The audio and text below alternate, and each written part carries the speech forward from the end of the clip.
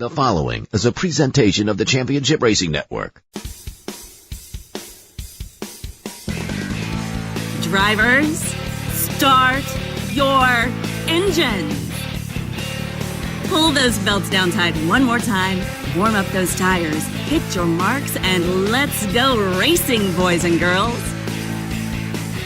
Nascar, Indycar, Formula One, Formula E, and NHRA Racing Talk. This is the Championship Racing Network. Now here is your hosts, Steve West and Matt Nicholson, with producer John Myers.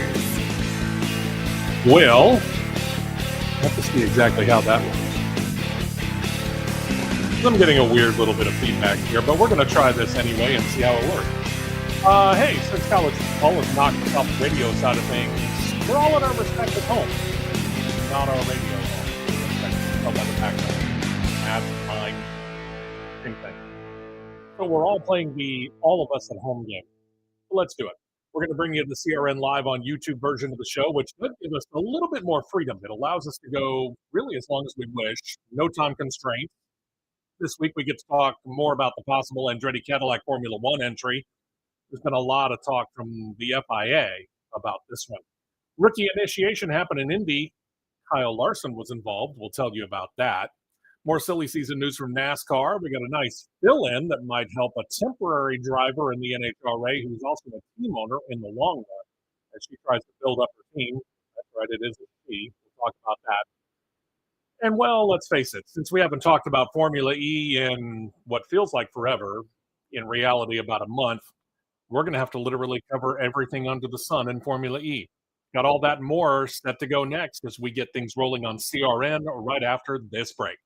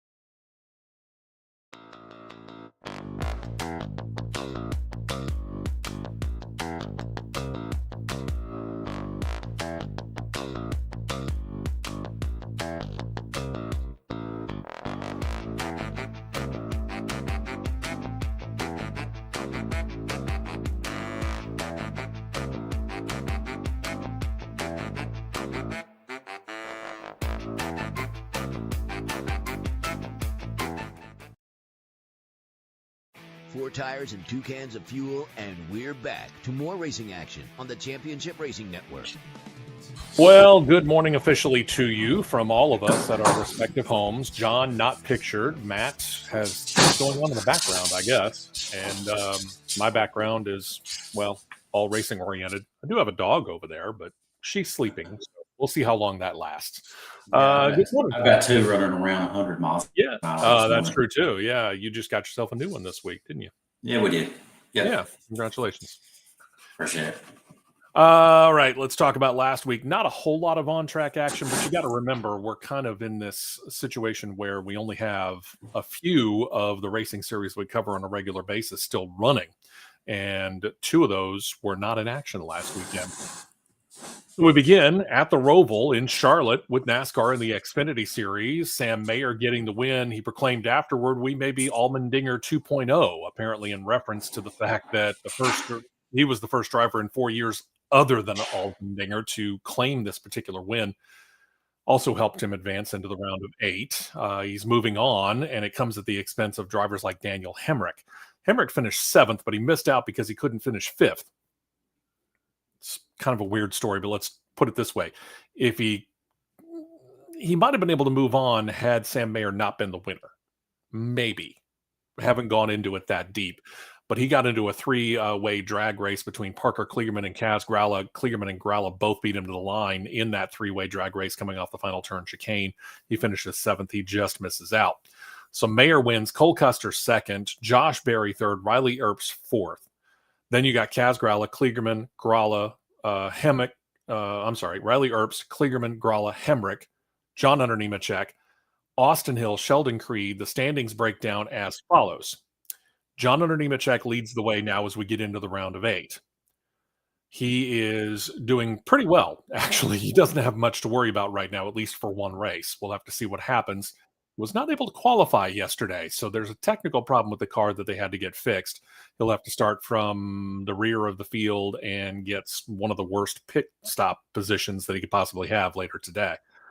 Austin Hill 2nd, Justin Allgaier's 3rd. Sam Mayer is the 4th driver above the cut line, 2 points under Cole Custer.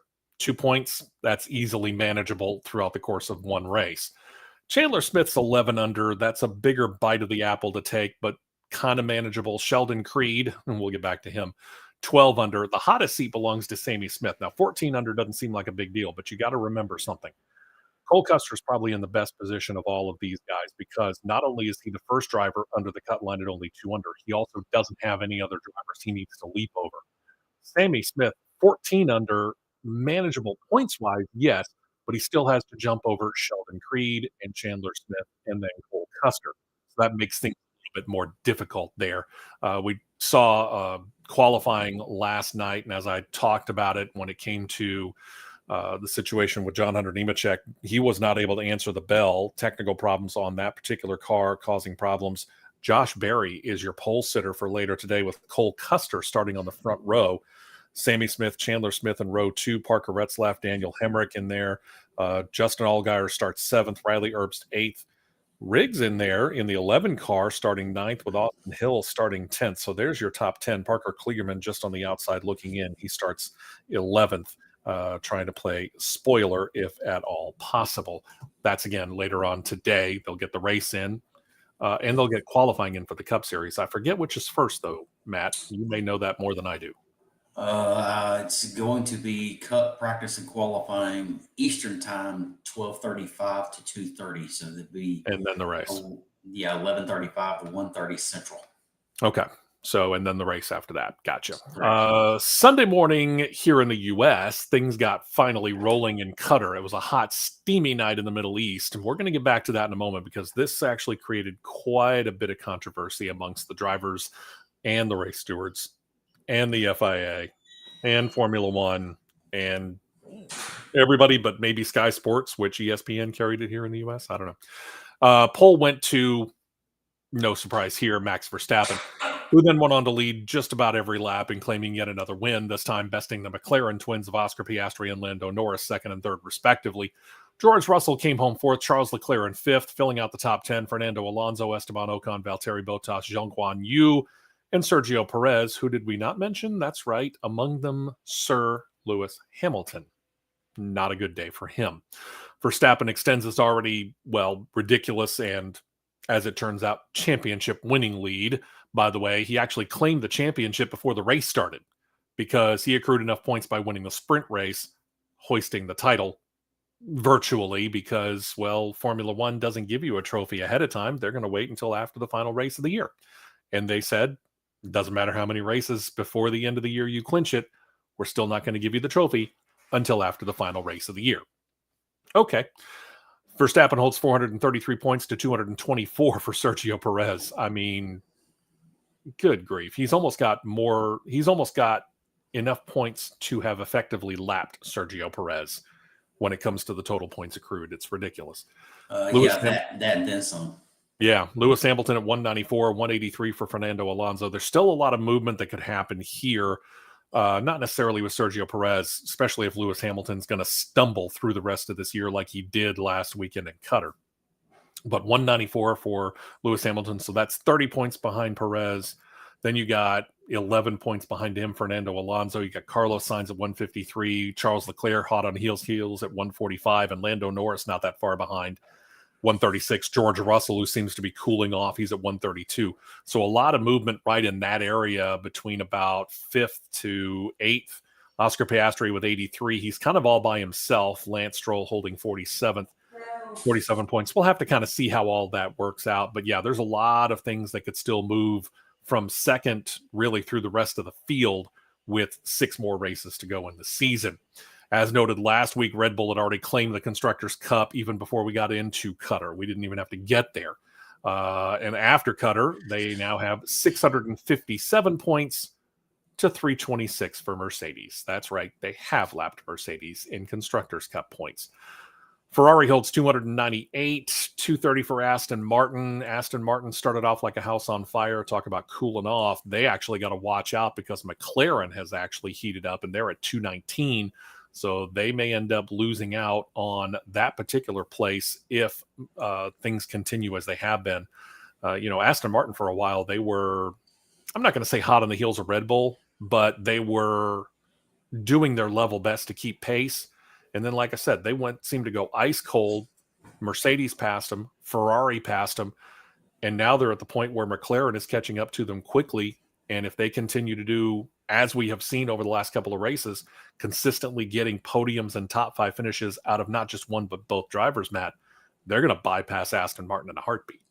Yeah, I mean, after the summer break in August, it was like McLaren, they flipped that switch and they found something. They did. And now it's clearly showing, with Oscar Piastri picking the pace up like he has. Oh, yeah. As well as Lando Norris. He's been fairly consistent, I guess you could say. They've got a very realistic shot of overtaking Aston Martin. And if they stay on a very hot streak, with the races left, dare I say, they could nip at Ferrari. Try and reel in Ferrari. It's a possibility. Those guys are all by themselves. Alpine's pretty much all by themselves. They've got 90 points. So 219 to 90 and then down to 23 for Williams. Alfa Romeo overtakes Haas F1 with 2 top 10 finishes. They now have a 16 to 12 advantage there. AlphaTauri continues to hold down the cellar very, very well. They have 5. Later in the day on Sunday, Cup Series took the Roval on, and it was AJ Allmendinger, not able to race in the Xfinity Series event, but being full-time in the Cup Series, didn't seem like he missed a beat. Survived a late race restart with a very determined Kyle Busch, who I would say determined, but at the same time, he didn't really seem like he was all that aware of everything that was going on, because AJ Allmendinger just absolutely beat him like a rented mule off the restart on that one. Mm-hmm. But after that, it was William Byron. William Byron had nothing to lose and really everything to gain. And what do I mean by that? We're talking about playoff points. He had nothing to lose because he was already committed into the round of 8 because of a win earlier on in the round of 12. So really, he was just racing for the win to see if he could get it. And man, he was all over the back bumper of AJ Allmendinger, but got to give Allmendinger credit. He was able to hold off William Byron and the rest of the field, and Allmendinger is your winner. Congratulations to him. Yeah, William Byron, in my opinion, he burned his stuff up trying to catch Allmendinger. And that's probably true, too. Allmendinger stayed smooth. He didn't miss a beat. He hit his marks, and he was able to pull away at the end there. And that might be because, we talk about the the expertise, I guess probably the best way to put it, for AJ Allmendinger. The man is just, if not if he's not the best, he's certainly one of the best road course racers when it comes to the Cup Series out there. He just has that ability to be able to know what the car can and can't do, and he's not going to push it over the edge. William Byron, not as accomplished there, and I think that had a lot to do with it. Agree. Very much agree, sir. All right. So this all wreaks havoc, basically, on the drivers that are hoping to move into the round of 8. The round of 8 is William Byron, Martin Truex Jr., Denny Hamlin, Kyle Larson, Chris Buescher, Christopher Bell, Tyler Reddick, and Ryan Blaney. The drivers left behind, Ross Chastain. So not that we could anyway, because the rules won't allow it anymore, but no more Hail Melon for Ross Chastain. Bubba Wallace, Brad Keselowski, Kyle Busch. Buescher's 3 under the cut line, Bell 8 under, Reddick and Blaney tied at 10 under. With the 3 races that we've got coming up in this round, this weekend at Vegas, then they go to Homestead, then they go to Martinsville before they go settle it all at Phoenix. Do you have any driver who you're looking at with any confidence that's under the cut line going, you know what, I really think that they're going to be the ones to move on at the expense of somebody else? If I've got to say any one of those below the cut line, I've got to put my eyes squarely on Tyler Reddick, simply because of what's looming next week at Homestead, Miami. Yeah. And he is exceptionally good running Homestead, Miami, especially running the very top. Yeah. I mean, I want to look at Chris Buescher, and I say this very, very carefully. I want to look at Chris Buescher because it's kind of that Cinderella underdog story, if you will. Yep. And I want to be able to see that continue. But at the same point in time, I look at Tyler Reddick. I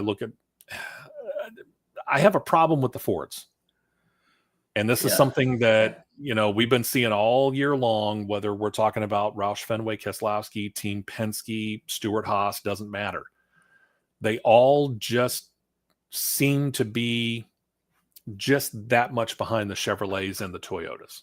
They are.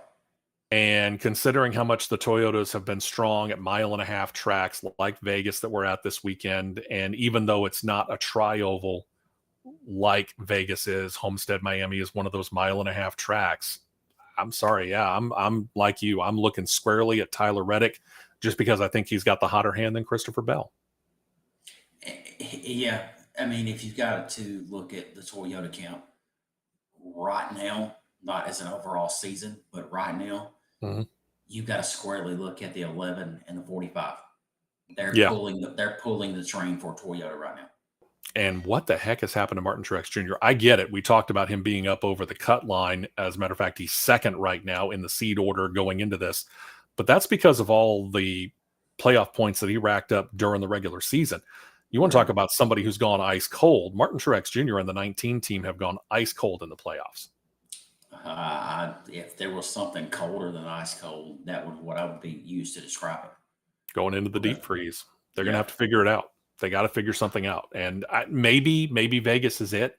Maybe they can finally figure it out and get back to themselves because, we got to admit it. Other than Texas last round, the round of 12, when you put in Talladega and you put in the Roval, those are 2 massive wild cards in one round. This one is a little bit more normal with 2 1.5 mile tracks and then the paperclip at Martinsville.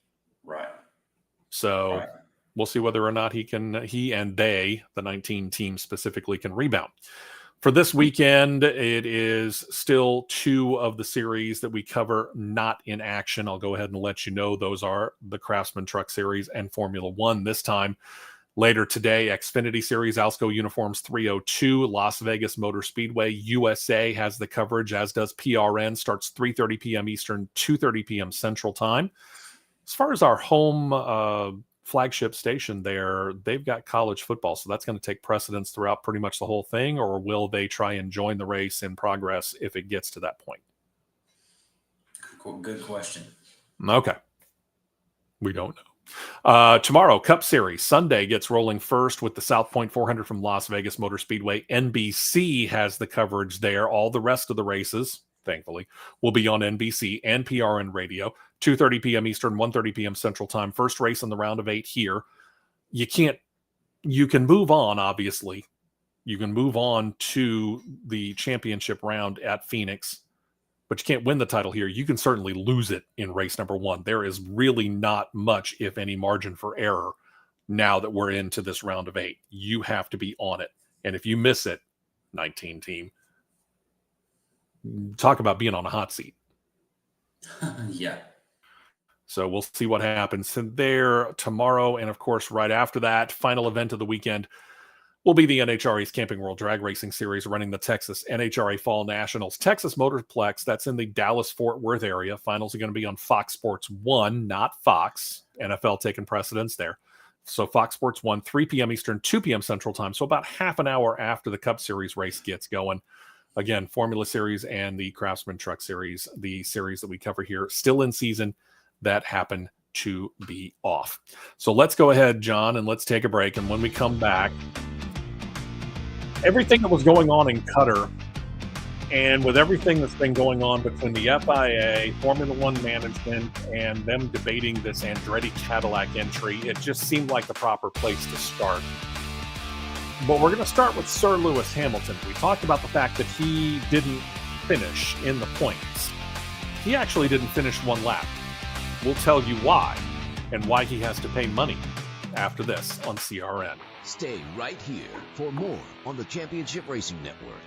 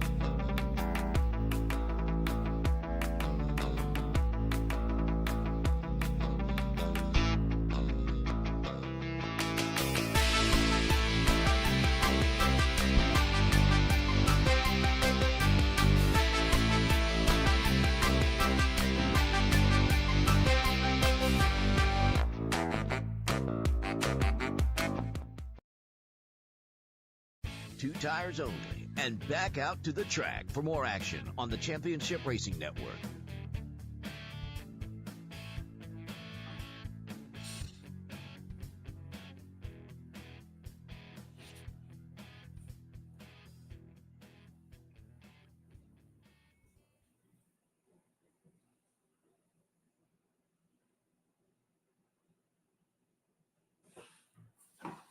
You know what I ought to do? I ought to unmute myself.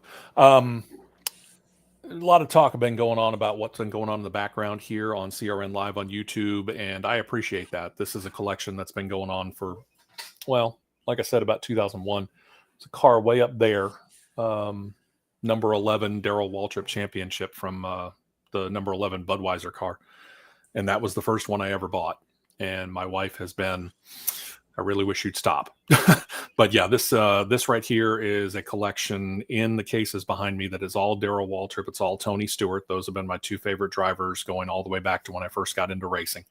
I've got a little case over on this direction here that you can't see. It's got a couple of IROC cars of Tony Stewart and Darrell Waltrip. There's a couple of Bobby Labonte cars in there as well, and those are matching paint schemes to what Tony ran at one particular time, like Coca-Cola, and I think one of them was a Jurassic Park. One of these days, I might just pick up the cam and just go over there and show it all to you. But way up at the top there, I had a friend from radio, one of my longtime radio listeners, who gifted me, and I will not get rid of this either. Even though he was not my favorite driver, I have a heck of a lot of respect for the late, great Davey Allison, and I've got one of his cars up there on the top as well. So yeah, it's been a lot of fun. I've really enjoyed this particular collection, building it up over the course of time, no doubt. Hey, let's talk a little Formula One. No Formula One ride here. I'm not sure what I would buy if I were to go get one either. Anyway, Lewis Hamilton crashing out of the Qatar Grand Prix. Made a really bad decision.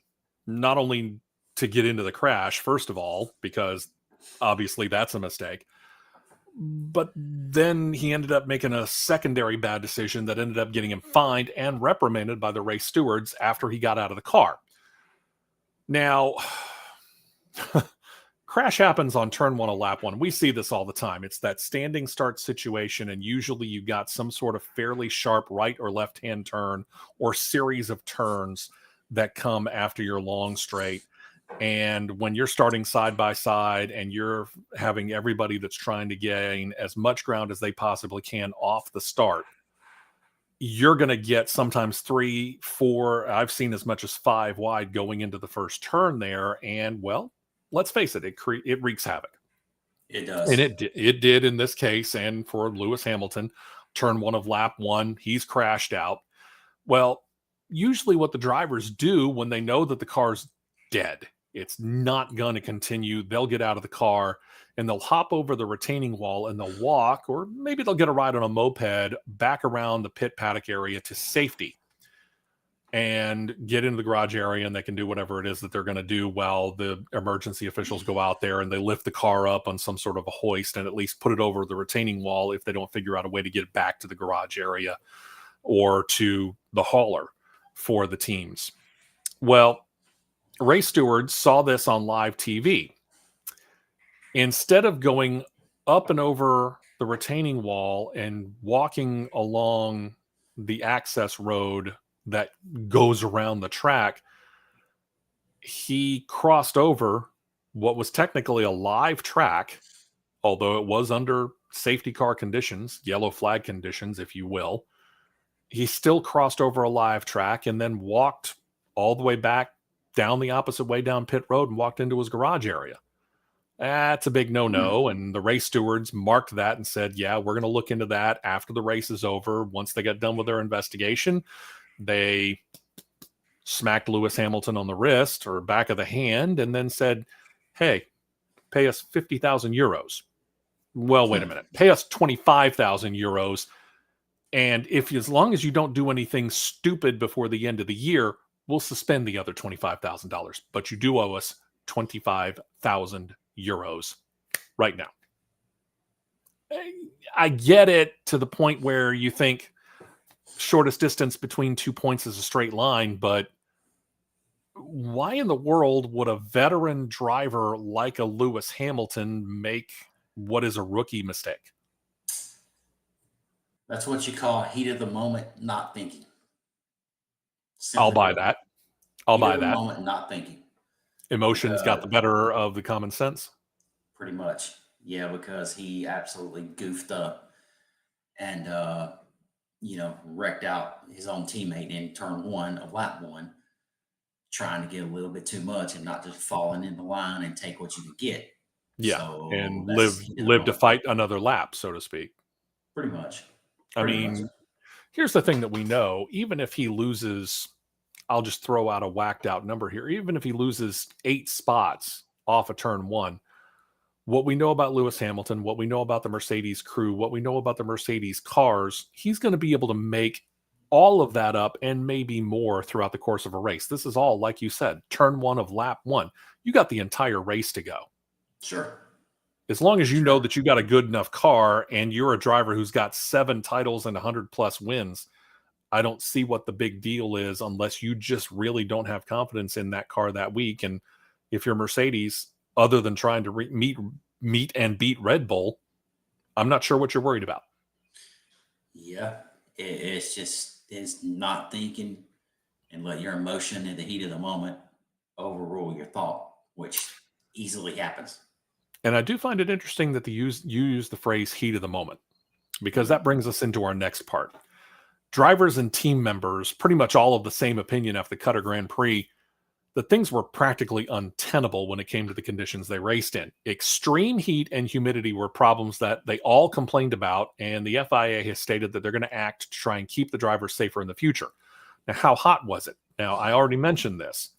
Start of the race was at nighttime. Sun's already gone down.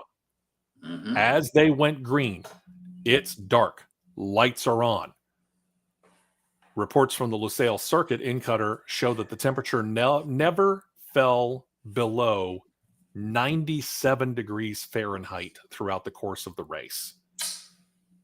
So during the day, that means it was well over 100, which means all of that sun, all of that heat baking into the asphalt, and then they're racing on it.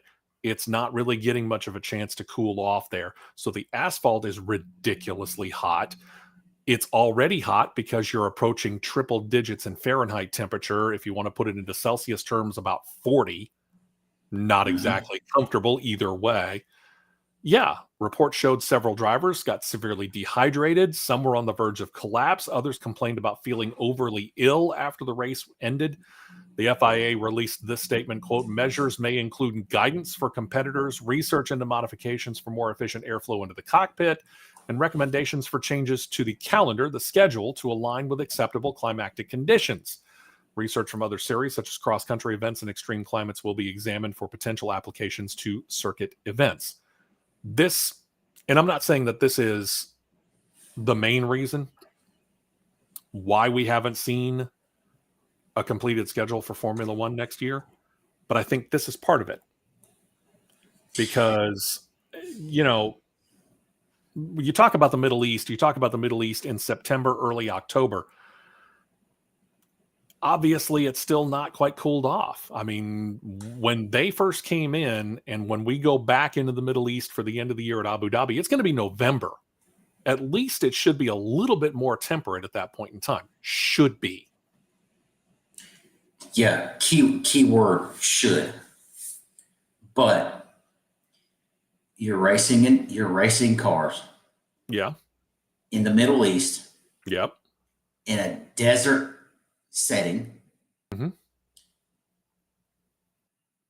Can anybody in FIA or Formula One not sit and say, hey, this is kind of a possibility because we're going to the desert in the Middle East?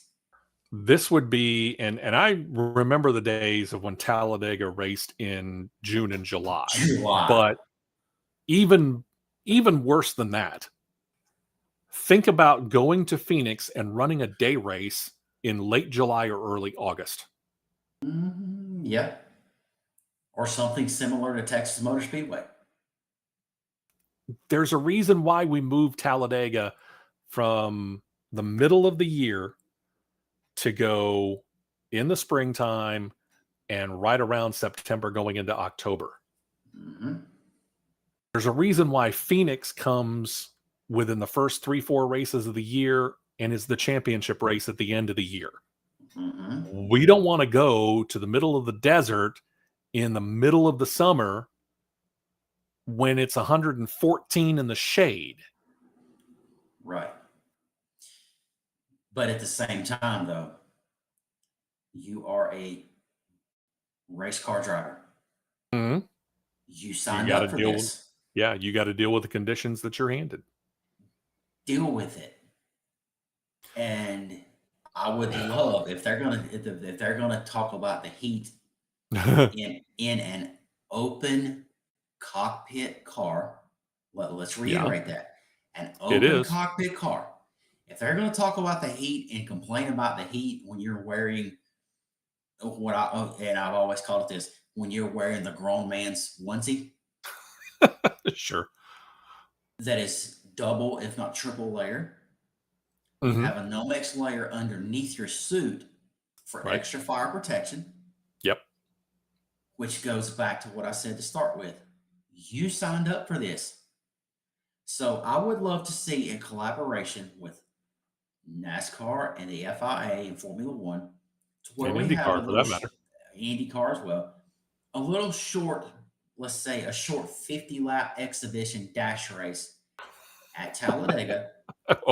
In July. Oh my gosh. In July, yeah. Okay. In the South, for the ones that did not exactly there, in the South. And then let's go all down pit road, and we're gonna go old school ARCA broadcast at Talladega. We're gonna have a pit road reporter. Lewis, how'd you like that, buddy? There you go. Yeah. George, it's brutally hot. Yeah. Give me a break. At the end of the day, you signed up for this. Yeah. I mean, we've heard legendary stories about NASCAR Hall of Famer Bobby Allison, who would drive his family, wife especially, absolutely crazy because he wanted to be prepared for the heat in the cars. And they lived in Hueytown, Alabama, 40-minute, give or take, drive from Talladega Superspeedway. Mm-hmm. So he was living in the same conditions that he would go and he would race in at Talladega in June, in July, back when they were doing that at that point in time. He would drive around in the summertime in the family car, windows rolled up, and the heat blasting in the summer. Why? To get acclimated to the heat that he was going to experience when he got in the race car on Sunday. That's what we call conditioning, kids. You know, is it primitive? Is it driving your family members, like your significant other, crazy? Absolutely. But look at the results for Bobby Allison. That's really the best way I can put it. Yep. One more note, and then we'll take a break here. For those of you wondering about the whole Daniel Ricciardo situation, he continues his rehab from the broken bone in his left hand that he suffered during that crash in practice session number 2 back at Zandvoort back in August. Liam Lawson continues to sub for him in that AlphaTauri ride he did it in Qatar. The question is how much longer? And we don't know yet. Okay, they haven't given us an update. Here's the thing. We know Formula One's off this weekend. So he's had this past week and he has this coming week. But they come to America. They come to North America specifically because they've got a triple header. 3 races, 3 weeks, Texas, Mexico City, and then Brazil. We don't know yet. AlphaTauri hasn't said anything. Daniel Ricciardo has been pretty much radio and social media silent. So we don't know exactly what that situation is, but basically it's on a race-by-race situation as to whether or not Daniel Ricciardo is going to be coming back to the car or whether Liam Lawson will continue in the car. If I'm a betting man, and I'm not, but if I were a betting man, I'm thinking probably not until... I'd actually probably keep Liam Lawson in the car through COTA, Mexico City, and Brazil. Then they got a week off before coming back to the United States, and we do the inaugural race in Vegas. That's a month. I might give Daniel Ricciardo the extra month and then bring him back for the inaugural race in Vegas if the rehab is going well. But that's just me. What do I know, right? I'm just a commenter. When we come back, The FIA talking more about the Andretti Cadillac situation and a little bit about the scheduling as well. We'll get into all that when we come back. Thank you for checking us out on this YouTube-only edition of CRN. We will be right back with more on the Championship Racing Network.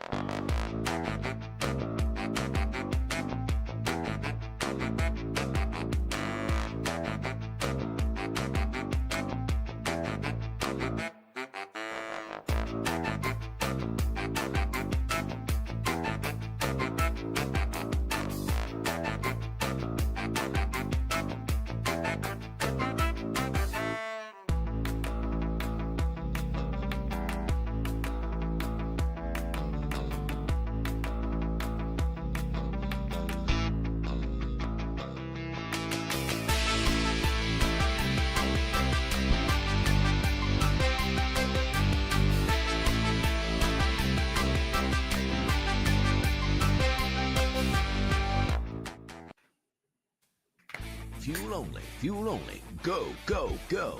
We're back to the Championship Racing Network. Oh, the long, never-ending soap opera of the FIA and the Andretti Cadillac, or, well, any expansion entry for that matter, as it turns out.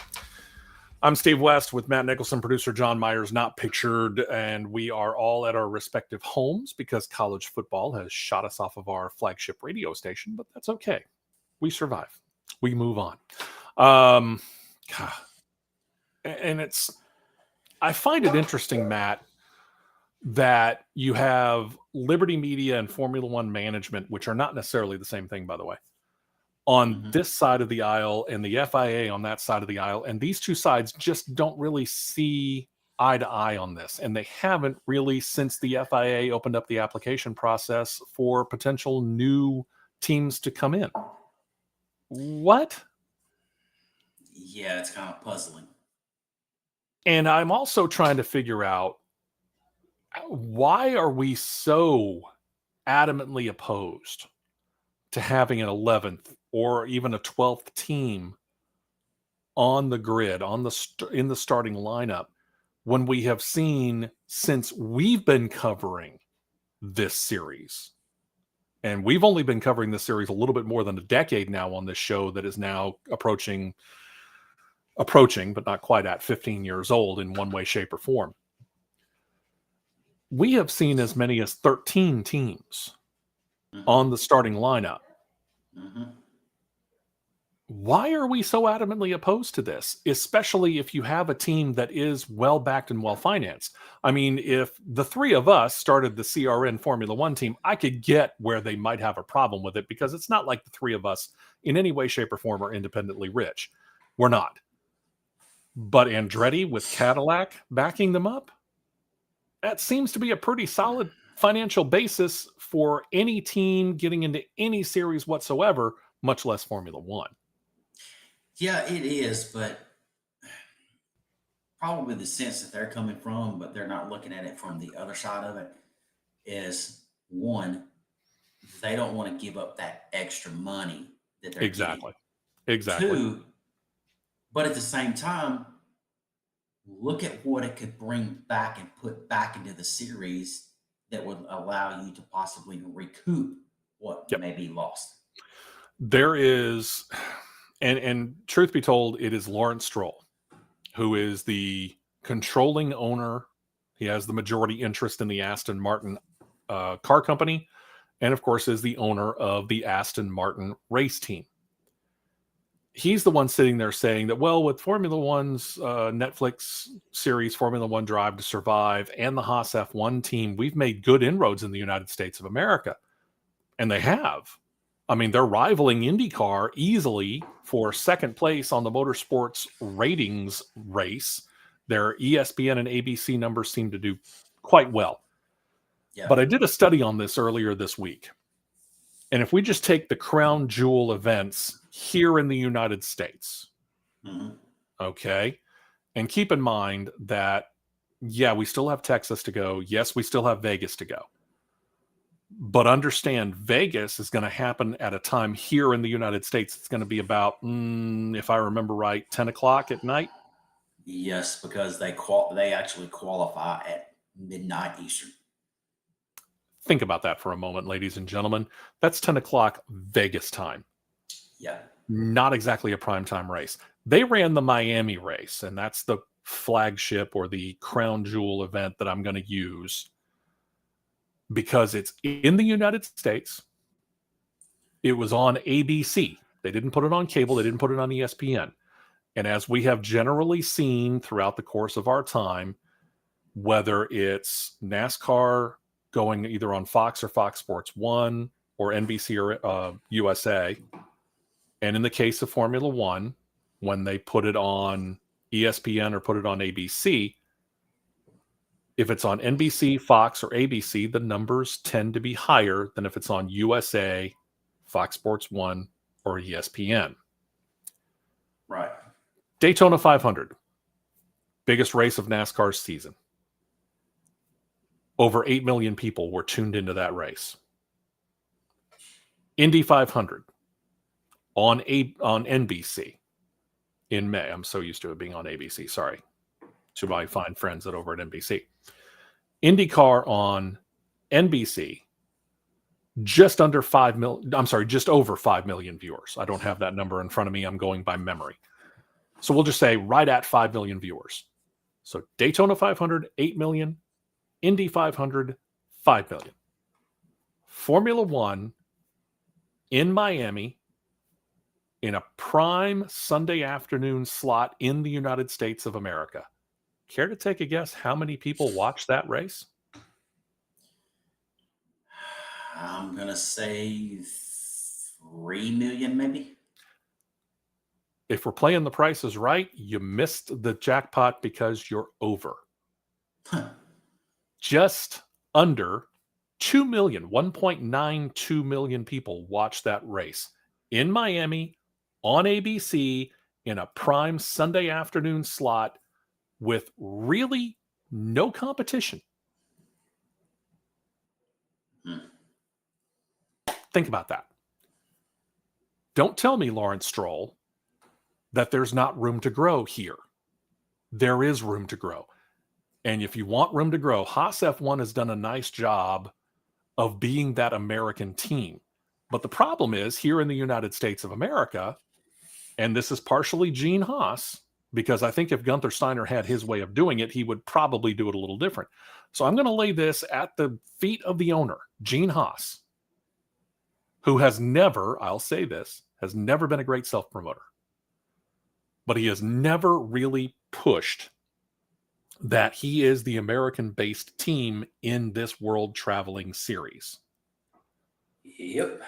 Michael Andretti will come in with Cadillac. So you have a well-known American car brand, and Cadillac's known around the world. Even if they're not sold all around the world, they're known all around the world. The Andretti name is known all around the world. Let's face it, because Mario Andretti is one of the greatest racers of all time, regardless of series. He's an Indy champion. He's a Formula One champion. He's won Indy 500s. He's won Formula One races. He's won NASCAR races. The man's a Daytona 500 winner. He is a racer's racer. He is that good. You get Andretti, you put Cadillac together, and they're stating that their goal is to put an American-born driver in their car. You don't think that Michael Andretti and Cadillac are going to promote the living daylights out of that on television? And if they don't, they're missing a primetime opportunity. They are. There is plenty of room for growth here. And Lawrence Stroll is just flat out not seeing that there's so much more room that they could grow here. But now that we have scolded Lawrence Stroll for a second week in a row, and I'm sure it's falling on deaf ears, sadly enough, let's get into what the FIA has been saying. They're reiterating their desire. They want that 11th team in Formula One, and they want it in the near future. And then added something that does seem to kind of go against the hopes of Liberty Media as well. Now, remember, Liberty Media, an American-based company, is the commercial rights holders of Formula One. FIA President Mohammed Ben Sulayem talked to media last weekend, said he was very optimistic about the proposed Andretti Cadillac entry. He felt that despite the highly vocal opposition from all those teams, Lawrence Stroll, who can't seem to see the forest for the trees, that they're going to be approved and will join the Formula One grid in the near future. Okay. Maybe. We'll see. Still got hurdles to overcome. On the other hand, he wants to see the 11th team, but he'd actually like to see fewer races on the yearly schedule. This definitely goes against Liberty Media. Liberty Media has seen in the Concord Agreement, and the one that got reapproved just a couple of years ago, that you can schedule as many as 24 races in a year, and they have been pushing to get up to that number. And reportedly, on the preliminary or probationary or whatever it is you want to call it schedule that nobody has released yet, there's 24 on that one. If you go back 10 years, Formula One had a season schedule of 19 races. This year, there were initially plans for 23. It dropped to 22 before the season actually started. There just wasn't a race to replace the missing one, China. Now, you got the teams, not just the drivers, but the teams overall kind of complaining about potential burnout. And I get it. There's a lot of traveling that's involved. This is a world traveling series. I get it. You're talking about the potential burnout. But we went through the schedule last year, or last week, I should say, for specifically the Cup Series. And I'll take the top level of Formula One. I'll take the top level of NASCAR, which is the Cup Series. They're going to run 38 races. 36 of them have meaning. In other words, they're for points. There's the two cash grabs, the Busch Light Clash. That's the first weekend in February. And then the All-Star race, which happens the weekend before Memorial Day weekend. Otherwise, it's 36 races that all mean something. Their really only break that they're going to get because of their deal with NBC is the Olympics coverage break. They had to shove everything else into that year schedule that goes from the first weekend in February until mid-November of next year. Yep. Now, Formula One should end right about the same time as NASCAR, but it will begin about a month later. I understand the travel, but believe me, I've also seen how these men and these women and these teams travel. it's not like they're stuck in a cargo plane. Yep. They're flying in pretty nice jets, private or charter jumbo. Mm-hmm. We're talking about Yeah. teams here that are crisscrossing the country on a regular basis.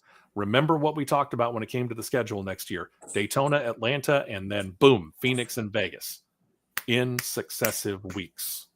Mm-hmm. It's not as easy as you think, because we're not flying our cars there.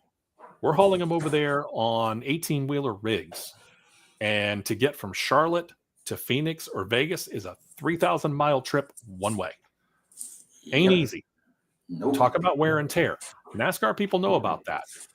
I'm sorry, I'm having a little bit of a hard time when the most that you're going to run back to back is a 3-race run, which we're going to see again beginning next week: COTA, Mexico City, Brazil. But I'm still having a hard time having a whole lot of sympathy. Mm-hmm. Yeah. I don't want to get on that tangent this morning. I understand. So let's get back to the adding of the teams. What happens if the Andretti Global entry, which is approved by the FIA, remember that's already been done, happens to get rejected by Formula One management, who claims that they want hard proof that any expansion from 10 teams to 11 would add benefits to the current teams? Well, I witnessed what we talked about here within the last 10 to 15 minutes, but I digress. One thought is that Andretti could take the issue to European Union Court on an anti-competition legal system to try and get in and buck the system. Or they could just try and race without the approval. But the problem with racing without the approval is that, yeah, you would accrue the points, but you would not be involved in the monetary payout at the end of the year. I don't think Andretti or Cadillac are in on that. So no, I don't see them going in without the explicit approval of the Formula One management and Liberty Media. Taking them to court, though, on basically what we would call here in the United States antitrust? Yeah, I don't see it getting that far. I find that hard to believe. I mean, as it is right now, I think Michael Andretti has already realized he's ruffled some feathers the wrong way when it comes to some of the comments that he's made. This right here would only be him digging his hole even deeper. And sooner or later, you just got to talk to these people and say, in this case, Michael, put down the shovel. Here's a ladder. Climb out of the hole. That's a good way to look at it. So, I don't know. We're going to have to see what happens here. But Ben Sulayem talked about that as well. Again, the FIA president, talking to the media earlier this week, said he talked about the court situation, kind of things that he says don't have to happen. He says he's, quote unquote, very optimistic. His words, not mine.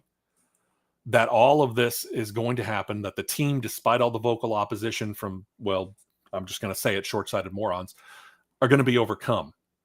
His quote specifically, we don't have to go to court. I don't think any of us will go to court. I mean, maybe it sounds very exciting and thrilling to the media, but it will not go to court. I'm sure of that. Why should we go to court?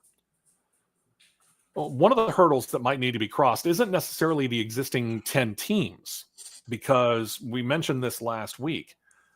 The situation here is the FIA approves it. Formula One management, Liberty Media as commercial rights holders have a say.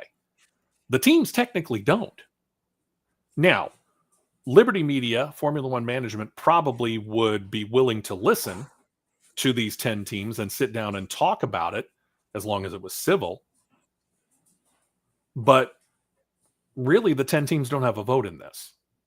So all 10 teams could be against it, but if Formula One management and Liberty Media give the go-ahead, you've got an Andretti Cadillac 11th entry, and all 10 teams are ticked off, but they can't do anything about it, except take their little ball and go home. Yeah.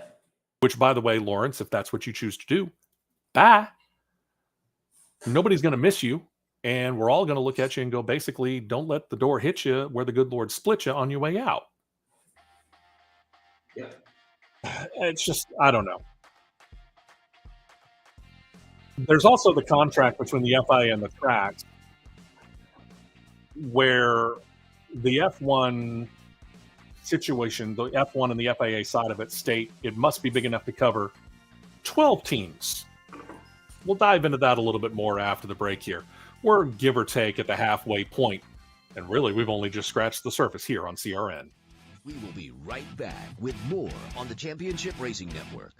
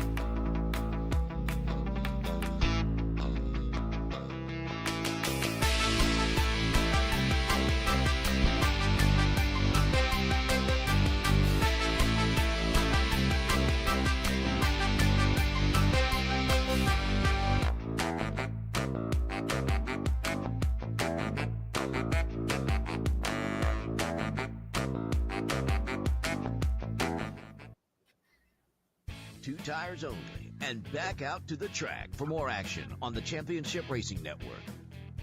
All right, so we teased it just before we got into that break there that we're just coming out of. Steve West, Matt Nicholson, producer John Myers with you, all from our respective houses this weekend as college football takes precedence on our flagship radio station. Now, talking about one of the major hurdles that needs to be crossed. The 10 teams, they really don't technically have a say in this, but it's the contract between the FIA and the tracks to host Formula One. That may be a bigger hurdle because while that contract states that the paddock and the pit area must be big enough to cover 12 teams, they're saying at this time that less than half of all the facilities they go to, that's according to most reports, actually have that much room. Okay. Soleam noted, though, they did find room to put the fictional Apex GP team into the garage in the paddock area recently when they began filming in earnest on that Apple Plus film set to star Brad Pitt and others, which may, pending the actors' strike, finally come out in 2024.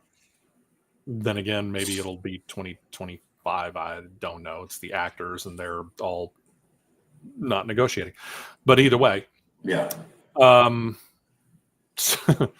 He seemed to get pretty emotional on this. Sulayem decried, noting that, quote, "We can afford having another Hollywood team, for God's sakes. The contracts are really clear. We're running 11 teams now for Hollywood. And when they're over at that time, there's going to be space. Most of the contracts are very, very clear. It is safe to be approved to have space for 12. It's the responsibility of the promoter and the circuit. It's not the FIA's responsibility." Okay. I see where he's coming from. Yeah, I did too. You know, we talked about, I think it was Zandvoort that was talking about how that front stretch area where the pit and paddock area is generally shorter than a lot of other circuits are. Mm-hmm. And they're going to have to figure out where it is that they're going to be able to expand. But again, that's on you. That's on you as the track. I mean, if you think about it, when they turned around and they built COTA specifically to bring Formula One back to the United States. But they specifically built it understanding that other series may be coming here to race. And if we talk about some of these other series, and believe me, I can guarantee you they were squarely looking at NASCAR, because one of the bigger fields that's there, I don't necessarily think they might have been looking at IMSA, but I certainly would have been looking at NASCAR. Right. And hey, listen, they can have 38 starters. Mm-hmm. Probably need to be able to accommodate 38 starters in our pit and paddock area. Or I would say a minimum of 40. Okay. And I get it. That's the United States versus Zandvoort, which is obviously not here. But I get it if you're trying to build a Formula One graded track. But is that literally all that you're going to do throughout the rest of the year? No, you're going to want to try and figure out a way to make this thing make money. And I'm sorry, you're not going to make money off of one race a year. Nope. Not even close. Talladega doesn't have a whole lot going on. We know this. Talladega doesn't have a whole lot going on race-wise other than 2 weekends a year. But you better believe they got a whole lot of stuff going on in the facility throughout the course of that year. Oh, absolutely. And when you talk about the different kinds of racing that are out there, and a whole lot of them tend to use road courses. And just here in the United States, between IndyCar and NASCAR and the IMSA series, and that's just scratching the very, very top here. It's just scratching the surface. I know for a fact over in Europe, there's several series, not just Formula One based, but World Endurance Championship. I don't have the list in front of me, but German DTM series is in there. There's a whole lot of series that are out there that would be willing to go to several of these series or several of these tracks. Mm-hmm. And I'm sorry, they're not limited to 20 cars. No. I mean, IMSA, you could see as many as 50 at one time. That's true. So one of those things that you got to be very, very aware of, but apparently these tracks were a little short-sighted when it came to it. Anyway, FIA's approval of Andretti Cadillac, I don't know. We're going to have to see. We'll just have to see. Formula One officials with the Belgian Grand Prix, they came to terms on a 1-year extension. That seems a little low. But anyway, they're going to keep racing at Spa-Francorchamps. They're going to keep it on the F1 schedule through 2025 at least. I say at least because it seems to me is that there's a whole lot of room here for them to be able to figure this out. And if they can't figure it out at Spa, folks, you had 300, think about this. You had some 380,000 people hit the turnstiles and attend that weekend earlier this year. That was up 20,000 from the 2022 event. Last year, as I remember, the top attended event of the year happened at COTA in Austin, Texas, where some 400,000 people came through. That means they're certainly amongst the top 5, if not number 2, on the best attended races of the year. Why in the world are we even having a debate here about whether or not we're going to come back to this historic track? Yeah, I don't know. I mean, with 380,000, I would say that easily puts them in the top 3. Easily. Now, And I'll say this. I mean, Spa is somewhat controversial. It is the longest track on that Formula One races on currently. It is one of the fastest, but it's also come under some spotlight because of fatal crashes they've had over the past couple of years. One in 2019, the other in 2022. At this time, it doesn't appear that they have any changes planned for Spa, but I'm not so certain that this is all the fault of the course itself. The course is supposed to be challenging and it's supposed to be different. If taking Formula One, taking 22 races on the schedule this year, would it really matter? Would we really care? I guess is probably a better way to look at it. Would we care to watch Formula One if they went to Germany and Britain and Japan and the United States and Brazil and Mexico and Canada and Germany and France and Italy and name any country that is currently or has been on a Formula One schedule in their time? Would we care that much if all the tracks looked exactly the same? I would, because based off what you're saying there, each track needs to have its own identity. Exactly. I mean, if every single track in every single country that they raced on for 22 races was exactly the same layout, we'd be kind of like, okay, so if they get a hold of it at one country, they're suddenly really good at all the rest of them. Yep. Why do we care? Yep. Part of the attraction of racing is watching these drivers in whatever series they're in not only deal with the competition and deal with the man versus machine aspect of it, but to adapt to the conditions of the track that they're racing at. Right. Exactly. I don't know. We'll see. Time will tell. You shouldn't change a course because there's been the aspect of a few fatal crashes. Fatal crash, it's an unfortunate part of motorsport, period, no matter if it's two wheels or four wheels. Yeah. Fatal crashes are going to happen, unfortunately. Yeah, they are. I mean, but you know this as well as anybody, Matt. You know this as well as anybody. While you're not thinking about it when you strap into the car or you climb onto the motorcycle, it's an inherently dangerous sport. If you're thinking about it when you climb into the window, or say an open wheel, you're climbing over into the cockpit, or if you're straddling your motorcycle. Yep. If you're thinking about it before you even hit the start switch, you've already lost. No business being in the car. Exactly. No business. But we all know this because we're all fans. In the case of you, you're a racer. It's an inherently dangerous sport. We know that.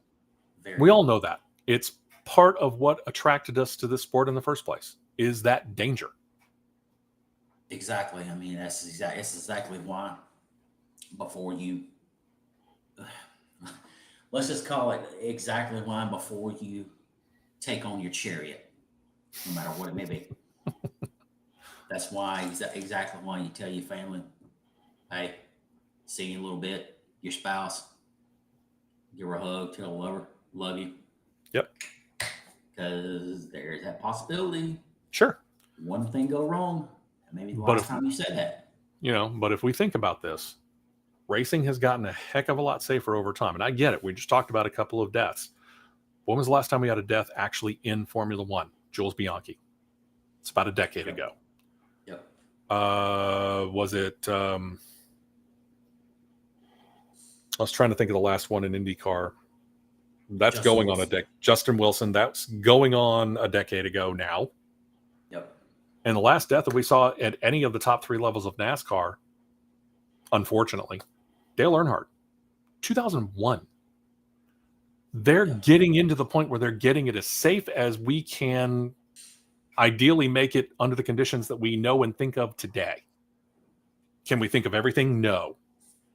But knowing the things that we know now, it's as safe as it can be by and large. Don't take the personality out of the tracks. If somebody makes a mistake, unfortunately, at some point in time, we have to look at it and go, that's on them. We're sad that they're gone. We'll miss them. will mourn them, will remember them well, but they made a mistake. And unfortunately, it cost them. Or something happened that was out of their control. In the case of Jules Bianchi, that's, I think, a big portion of that as well. Yep. So what about AlphaTauri?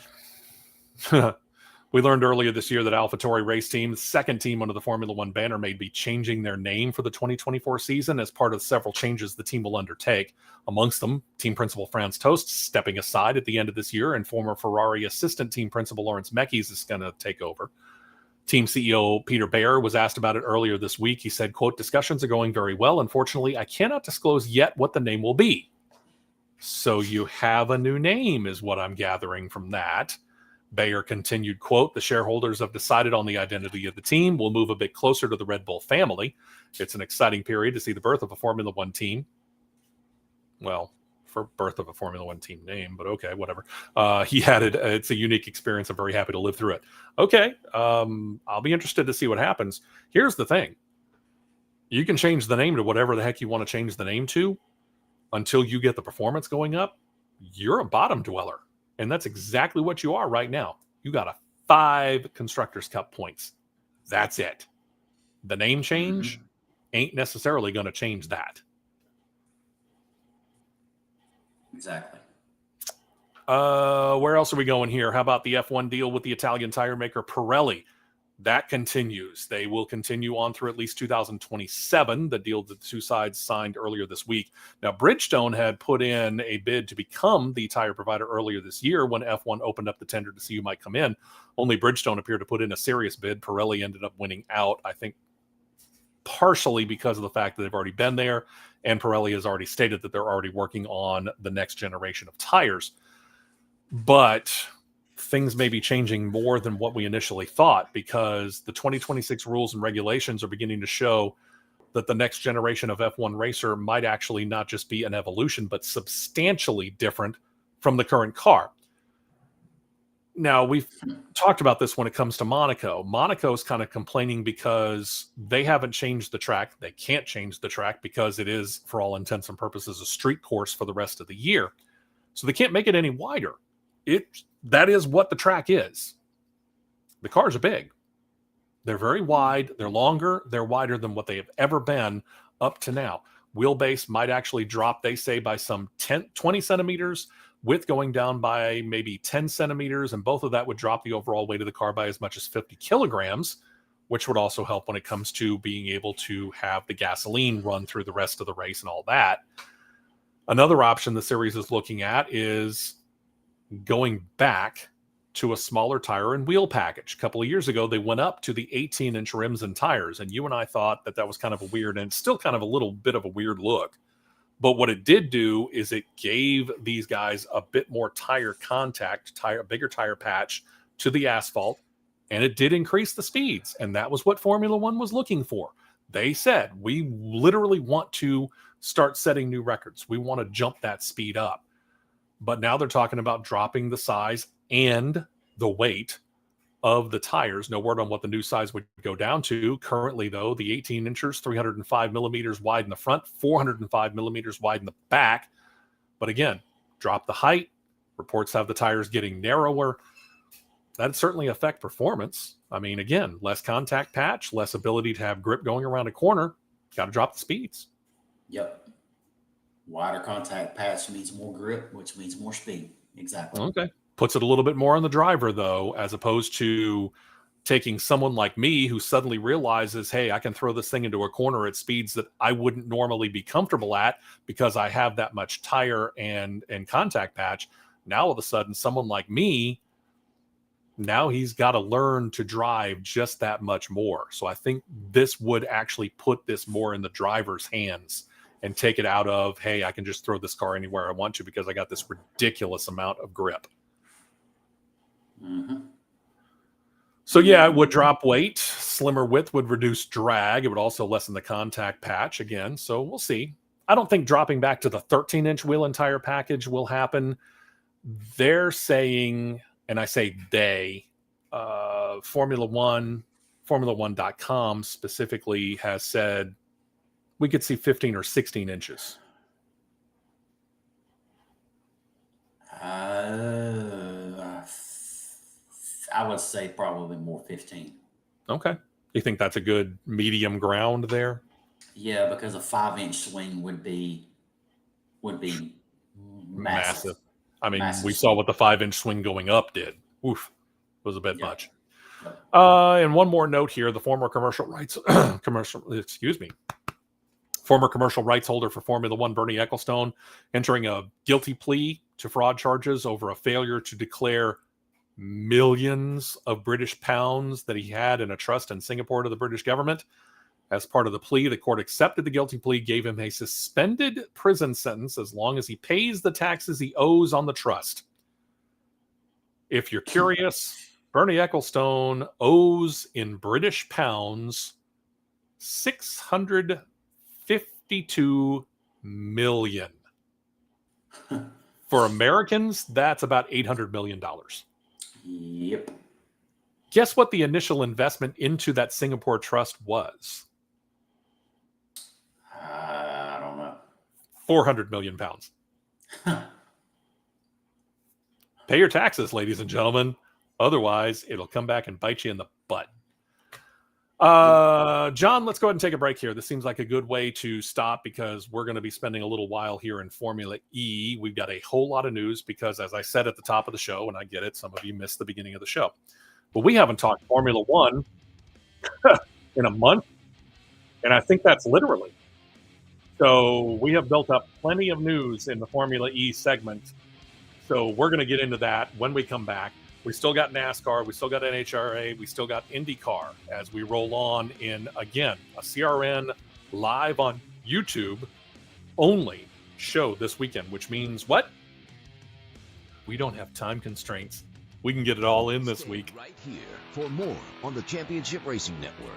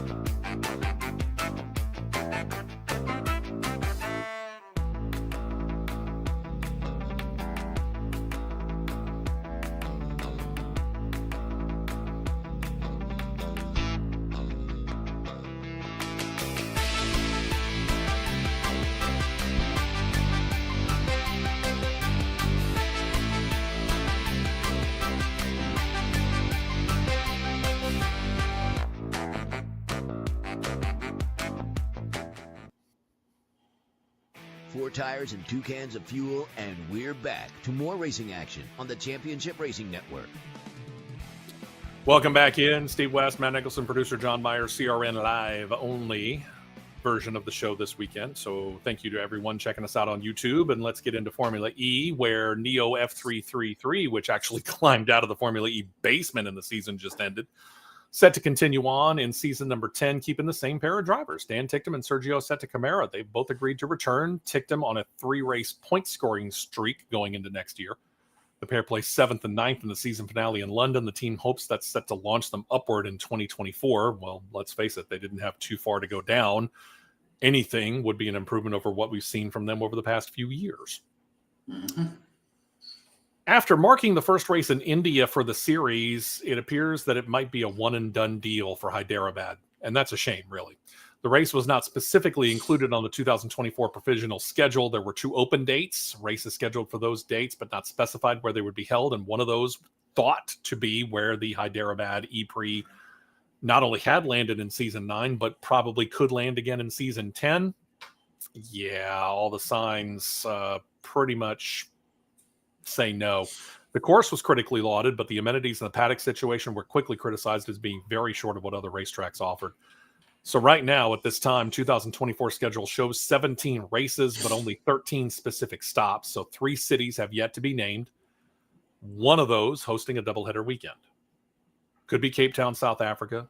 Could be Malaga, Spain. They appear to be front runners for at least 2 of those locations.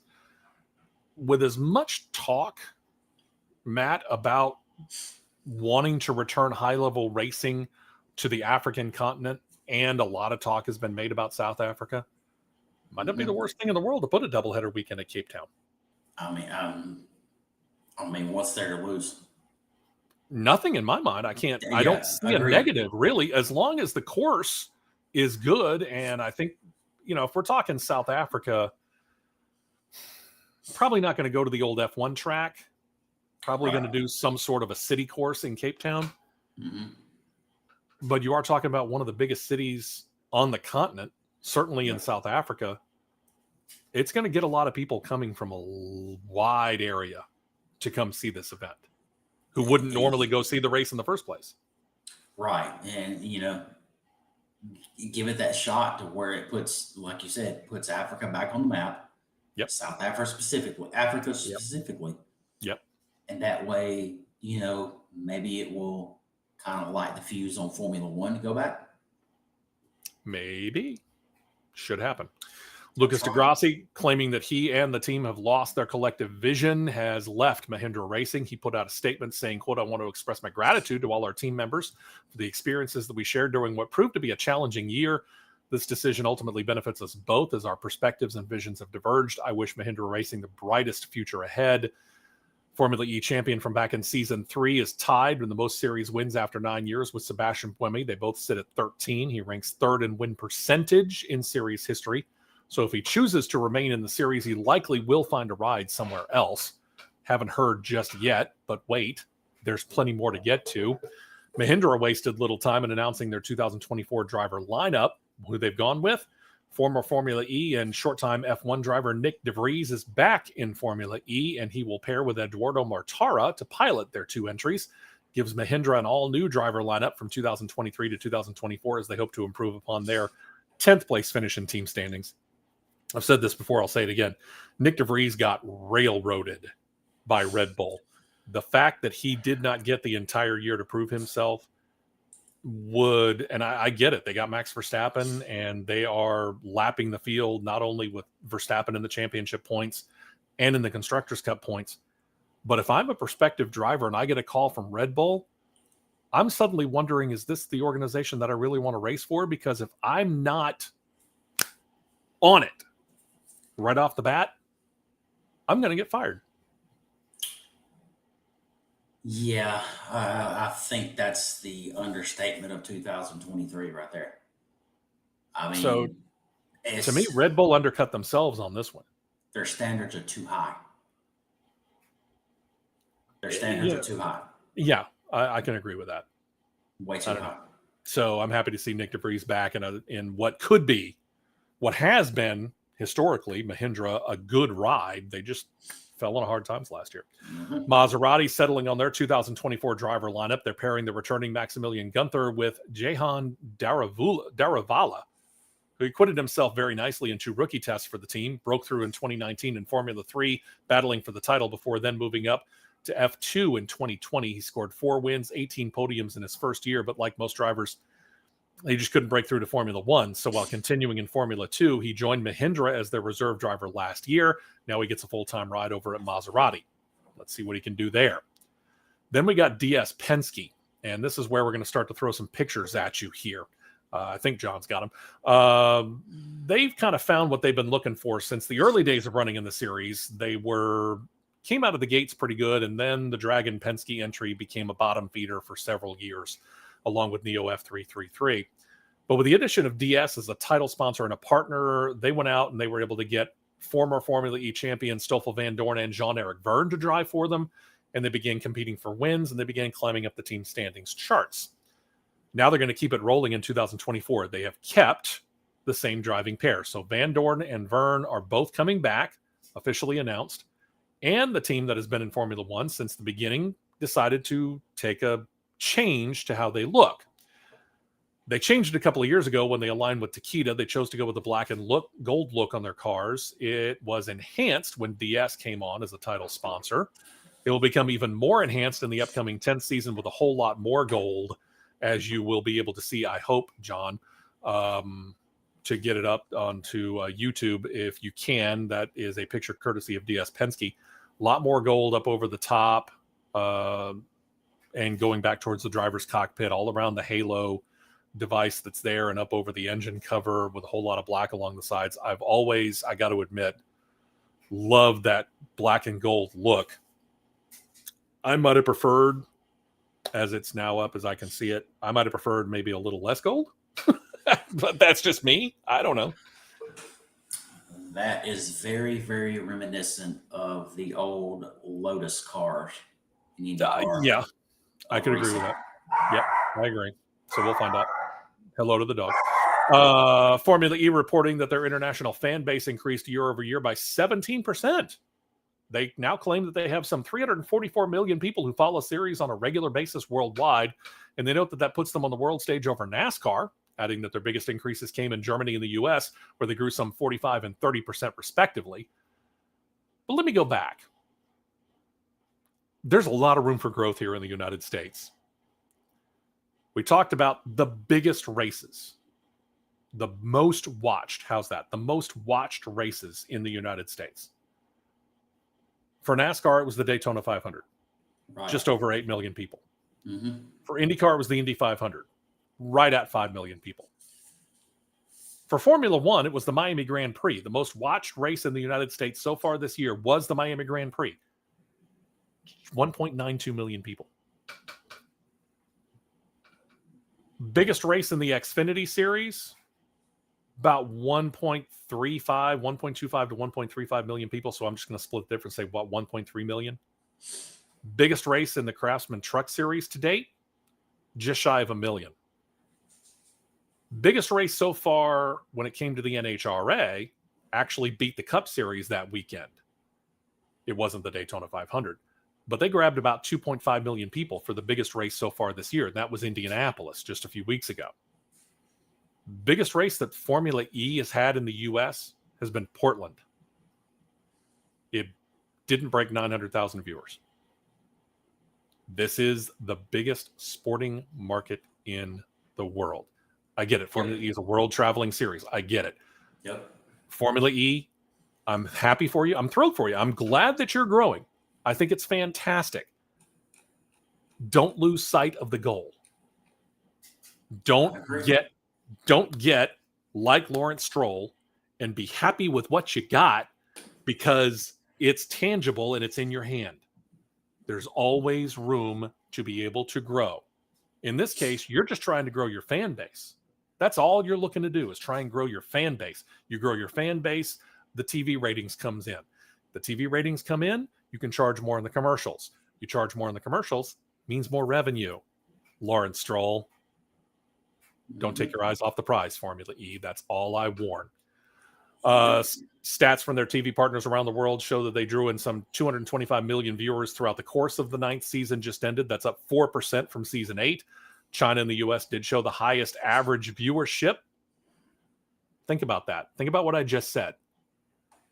China and the U.S. have the highest average viewership per race. What did I just say? That the highest number of viewers showing up for any given Formula 1 or the most watched Formula 1 race in the U.S. was just shy of $900,000 people.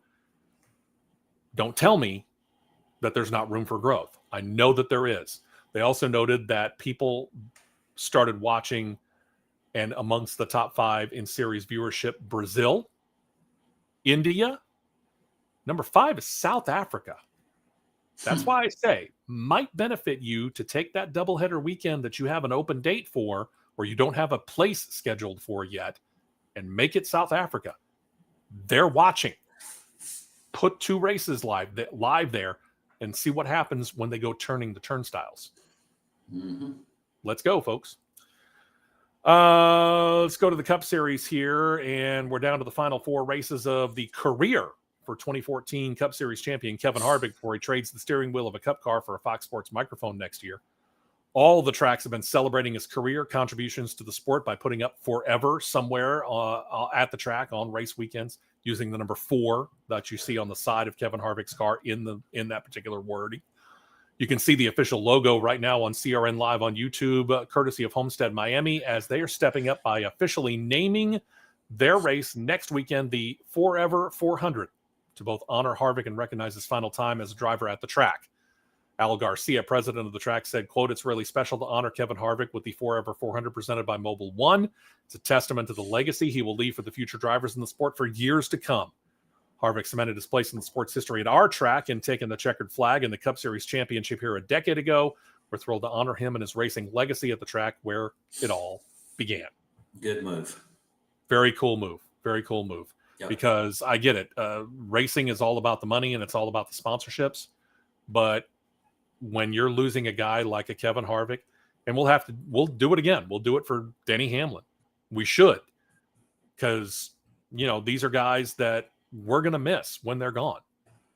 And we should really honor those guys who are going out there and they're winning 50, 60, 70 races in a career. Kyle Busch winning a not that Denny Hamlin has yet, but Kevin Harvick's got a championship. Kyle Busch has 2. When these guys step away, it's going to leave a hole. Oh, huge hole. Very huge hole. And somebody new coming up the ladder has got to step up and take those reins. Absolutely. Question is going to be, though, is AJ Allmendinger one of those? Here's the problem that we've got when it comes to this. We don't even know where AJ Allmendinger's racing next year. We noted in the race recap, AJ Allmendinger claimed the win at the Roval, but what we don't know about Allmendinger is where he's going to be next year. We know racing. That's AJ Allmendinger. What series? We don't. Matt Cowlig, the team owner of Cowlig Racing, was asked about it after Sunday's race. He said, quote, "We do want to win races. We love AJ. We haven't all decided. Actually, we just haven't announced exactly what we're doing. I think we're pretty clear on what we're doing. We just haven't announced anything. I actually defer most of these questions to Chris Rice, president of Cowlig Racing." Now, Allmendinger says he's all in on Cowlig Racing. He said several times this year that he'll do whatever the team wants from him, whether that's staying in Cup or moving back down to the Xfinity Series. He won 10 races in 2021 and 2022 for that Xfinity Series team before he jumped up to the Cup Series full-time and took over the 16 car. This, though, was their first win this year, and I think they might have been expecting more. He notes he wanted to remain in the Cup Series, but says Chris Rice isn't ready yet. Chris Rice only said, quote, "Wait for the announcement." I got a hard time taking a classy guy who got as emotional as he did. And he did. He got highly emotional after climbing out of the car after the win at the Roval last weekend. I had a really hard time taking him out of that car because, honestly, I just think you haven't given him enough time to be able to do it. He's run at or near the front a vast majority of this year. He's been consistently top 15. Yeah.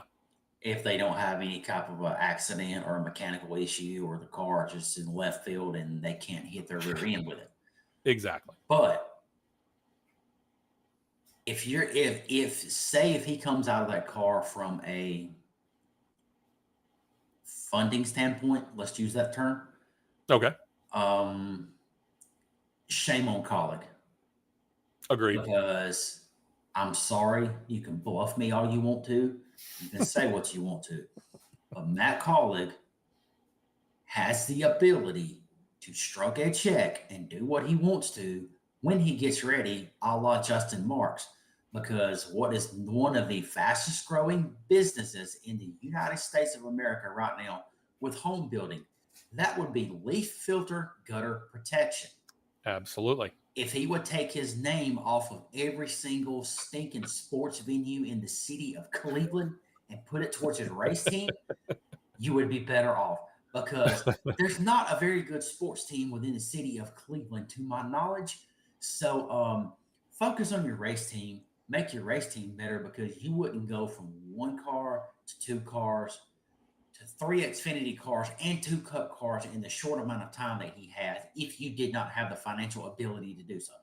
Agreed wholeheartedly. And AJ Allmendinger he's been a linchpin. He's been a solid cornerstone of that entire operation. And the funny thing is I actually heard somebody say that if he were to find himself out of a Cup Series ride, that someone like Tony Stewart might actually be fairly interested in talking to him.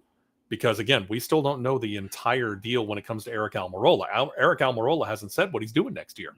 Nope. So the 10 car could still be open for next year. And you could do a lot worse than AJ Allmendinger in that 10 car. You could. All rumor, by the way. One driver who does know his future right now is Austin Cindric. He took some time to talk to the media after the race last weekend, said, quote, "I'm focused on next year big time. With the changes that we made after the regular season and all that, yeah, pretty focused on hitting the ground running, using these next couple of weeks to really take advantage of that opportunity. Driving for Roger, driving the 2-car, that's a big deal. It's a big opportunity. I don't see myself getting many other opportunities like that in my racing career." Yeah, if you can't capitalize on having a top flight ride like the 2-car at Team Penske, not too many other teams are going to give you that chance at a top flight car. Nope. Not even Prove it close. now. Prove it now. You've got a Daytona 500 win to your name. What else you got there, Austin? Go get it. Yeah. Another driver who knows his future took the time to appear on Tuesday afternoon on Fox Sports 1 show NASCAR Race Hub is Carson Hocevar. He announced he would be moving up to the Cup Series next year, having signed a multi-year deal with Spire Motorsports. Going to drive the number 77 Camaro. It also means that, well, Ty Dillon's out of a ride at the end of the season. We'll get back to that. Hocevar, now 20 years old, a native of Michigan, and while competing for the title in the Craftsman Truck Series, has been filling in at Legacy Motor Club in the number 42 Camaro for, well, after they let Noah Gragson go midway through the year, and we've already dealt with that. I'm not going to dive into that more. Over his 6 starts in that 42 Cup Series Camaro, Hocevar is an average finish of 22.5. Sounds kind of pedestrian, but it really doesn't tell the whole story, because he really seems to have acclimated to the Cup Series and Cup Series driving very well. Got a best finish so far of 11th at Bristol, and that's not the easiest of tracks. And that 22.5, I can't remember what the race was, but he got wrecked out in something not of his own, might have been at Talladega, something not of his own doing. And he ended up finishing basically last on the day. And if you finish 38th, 36th, whatever it was that he was officially after Talladega, yeah, that's going to hurt your overall average. Yep. So exactly right. It was Talladega. Yeah, don't take that as being the end all be all, because again, best finish of 11th, and to do that at Bristol in the night race when so many people have the white hot spotlight on that track and on that series for that race, he acquitted himself very nicely. He did. For the past 3 seasons, Hocevar, of course, has been driving a bit different number 42 for Nice Motorsports, Chevy Silverado in the Truck Series. As we noted, he is battling for the title, but he joined Legacy MC several races ago. And, well, he's just, again, other than Talladega, he's really been doing very, very well. But he wasn't going to be going there full time, because what we know about Legacy Motor Club as they continue to prepare for the 2024 season is their pending switch from Chevrolet to Toyota. Hocevar wasn't going to Toyota. He was sticking with Chevrolet because, well, Chevrolet was watching what was going on, and you know what? We need to keep our guys. So that's what they're doing. Meantime, you got part-time owner or part owner Jimmy Johnson at Legacy MC. He's kind of on a somewhat extended leave. You might remember his family, he and his family kind of wanting to separate themselves out from things ever since the wife's family suffered a tragedy over the summer. We're not going to get back into that. So to help fill in, the team has brought in 2003 Cup Series champion and 2023 Hall of Fame inductee Matt Kenseth. He becomes the latest NASCAR legacy to join the operation of the organization. He comes in as their new competition advisor, something of a counselor to 2024 drivers Eric Jones and John Hunter Nemechek. He'll take over the 42, helping the team make the transition over to Toyota as well. You might remember Matt Kenseth spent a pretty good amount of time racing for who? That's right, Joe Gibbs Racing and Toyota towards the end of his career, and acquitted himself pretty nicely there. Matt's also worked with Legacy MC VP of Racing Operations Joey Cohen back when both were at Roush Racing, before they had the Fenway part come in. Mm-hmm. Cohen was an engineer when Kenseth was that championship racing driver. Cohen said of adding Kenseth, quote, Matt is going to help make this transition to Toyota smooth. He's one of the best drivers out there, and even though he's no longer behind the wheel, his perspective and advice will be crucial heading into next season for both of our drivers and our crews. The hiring announcement was made immediate. He's actually going to be working with Jones for the remainder of the 2023 season. And we talked about this last week. Other than the Roval last week, that 42 car at Legacy MC is Carson Hocevar's through the remainder of the year, to which I'm fairly certain that his new team next year is saying, thanks for getting him more acclimated. We appreciate it. Yeah, I would say Spire's appreciating that, getting him warmed up. Here's my question when it comes to Spire. All the expansion that they're doing there, and they're throwing a lot of money out. We talked about this last week. They spent reportedly $25 million to buy Kyle Busch Motorsports. They spent reportedly $40 million to get a charter. Yeah. $65 million. Yeah. They brought in Gainbridge with their affiliated insurance companies that come along with them, which tends to lead us to believe that even if he's not going to be vocally a part of this operation, they're affiliated with Andretti Autosport, Andretti Global in some way, shape, or form. Ding, ding, ding, ding, ding. But here comes the question when it comes to them. We've seen flashes of what they can do with Corey LaJoie. Ty Dillon's another story altogether. Mm-hmm. We haven't seen the 7, and we certainly haven't seen the 77, perform consistently, though. Right. What's going to change going into next year after you've spent all this money? Well, you see, with Chevrolet losing a team, they got to find resources to put their other funds into. Okay. So they're probably going to be banking on a little bit heavier Chevrolet support, which could do wonders. Keyword could. Oh, it should, yeah. But here's the thing, and we have said this numerous times. Who's the biggest fish in the Chevrolet pond? It's Hendrick Motorsports. And Hendrick Motorsports is not going to lose that title anytime soon. Nope. The second biggest fish, arguably, in the Chevrolet pond is Richard Childress Racing, and a lot of that has to do with Kyle Busch coming over. That was a nice coup on their part. I'll give them that. Correct. Everybody else is behind Hendrick and RCR. I'll say this before you go to the next thing on this one here. Spire has the ability, and ability is in large capital letters, to overtake RCR as the second flagship Chevrolet team. Okay. They have the ability to do that. Make your case. Whether they do that or not is yet to be seen. Okay, so they work with Hendrick on engines. They work with Hendrick on technical support. Okay. So there's that ability right there. Like I said, whether they do it or not, that's on them. Okay, so they get the engines from Hendrick. They get the technical support. Are they getting help when it comes to things like pitting the cars? Yes. Okay, that's a big help as well. This is, and I got to admit, I kind of root for Spire. You want to root for the underdog. You know, I want to see Rick Ware Racing succeed. They just don't. I'd love to see Spire Motorsports succeed. I just haven't seen that yet. Again, save for some flashes, probably is the best way to put it, from Corey LaJoy. Next year, as they come in, they're going to have 2 rookie drivers.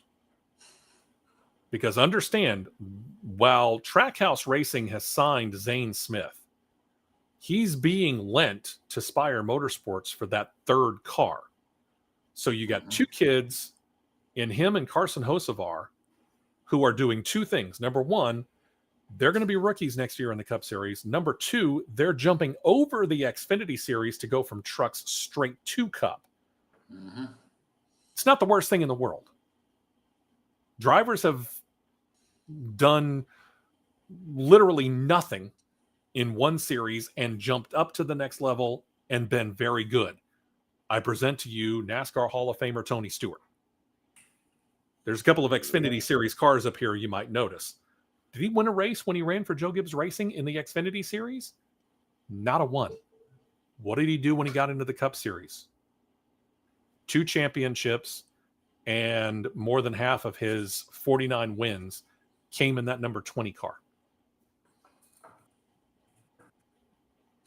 I thought he did win a race for Joe Gibbs in Xfinity. I looked it up. Not before. Let me put it this way: not before he jumped to full time in the Cup. How's that? Let me put it that way. I could have swore he won Rocky. By all means, double check me, but I could not find that win before he went full time in Cup. I could be wrong. I may have overlooked it. So feel free to double check. Let me just see. You go ahead and do that. Then we get this. It's Saturday. And here in about, give or take an hour, former college football coach Lee Corso, now an ESPN commentator, is going to make his picks for this weekend. And at some point in time, he'll use the phrase, "not so fast, my friend." We're going to use it when we come back, talking about a race next year. Stick around here for more on the Championship Racing Network.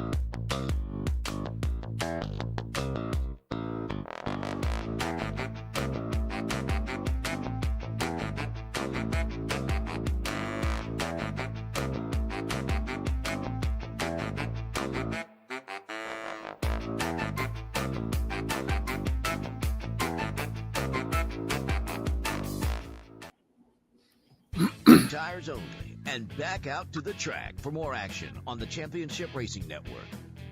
Hey, welcome back in. We appreciate you. Hope everything is going well. And here's the deal, ladies and gentlemen. Remember last week when we got to talking about the Cup Series schedule and the Xfinity Series schedule and the Craftsman Truck Series schedule? Yeah. We had a pretty good time talking about that. We noted that they were slated to go back to Chicago for a street race for the second year in a row. Well, as Lee Corso is so often fond of saying, not so fast, my friend. Report came out in the Sports Business Journal this week, states that while Chicago and NASCAR are indeed talking about coming back for a second week in a row, they have, quote unquote, not signed an agreement yet. Despite the mayor of Chicago announcing previously the two sides had a, quote, new and improved deal to put the race on for year number 2, apparently NASCAR wanted to really push the story out there because they wanted to get the schedule out there. One city official was quoted as saying, we would have been happy not to have an announcement and to continue working on an agreement there. The announcement was solely based on needing to put something out there in the context of their overall 2024 schedule. They added that the Johnson administration, the mayor of Chicago, is, quote, still working towards a final agreement, and adding that NASCAR has committed to, quote, reimburse the city for costs at future races. Now, here's the deal. From everything that I've heard, the Chicago street course race was actually, it was in and of itself a money-losing proposition. Now, for the city of Chicago, they benefited by getting hundreds of millions of dollars in tax revenue. So they're good there. NASCAR reimbursing them for costs, well, that might be one of those things that NASCAR is working on. I don't know. We don't know all the details on this. And here exactly, I do have to ask this question. Exactly what are the costs that Chicago is going to foist on them? That's a very good question. Because, you know, you get a bill at the end of the time stating, hey, we lost X amount of money. And by the way, we did this, this, and this for you, and you should repay us for that. Well, if I'm NASCAR, or IMSA for that matter, which did a support race for NASCAR on that particular weekend, if Chicago, for example, decides that they're going to repave a portion of this track, I'm not paying you for that because normal wear and tear would say you're going to have to do a repave on that portion of the street anyway. So I'm not going to pay you for that. I'm there one weekend out of the year. I'm going to say it. I don't care. Go for it. They should have never done this to start with because it's been nothing but he said, she said, back and forth this, back and forth that. Yep. Oh, we're trying to do something as Formula One-esque and get a different crowd. You can get different crowds into different racetracks at any given point. And I'm going to give you an example. 2023 season overall at Talladega Superspeedway was hands down one of the most diverse crowds I've ever seen there. Oh, sure. Absolutely. Ever. Agree with that. Ever. I agree with that wholeheartedly. This year just completed my 34th consecutive year of attending both events every single year, every single race. Okay. 34 years. Yep. And I've never seen it more diverse.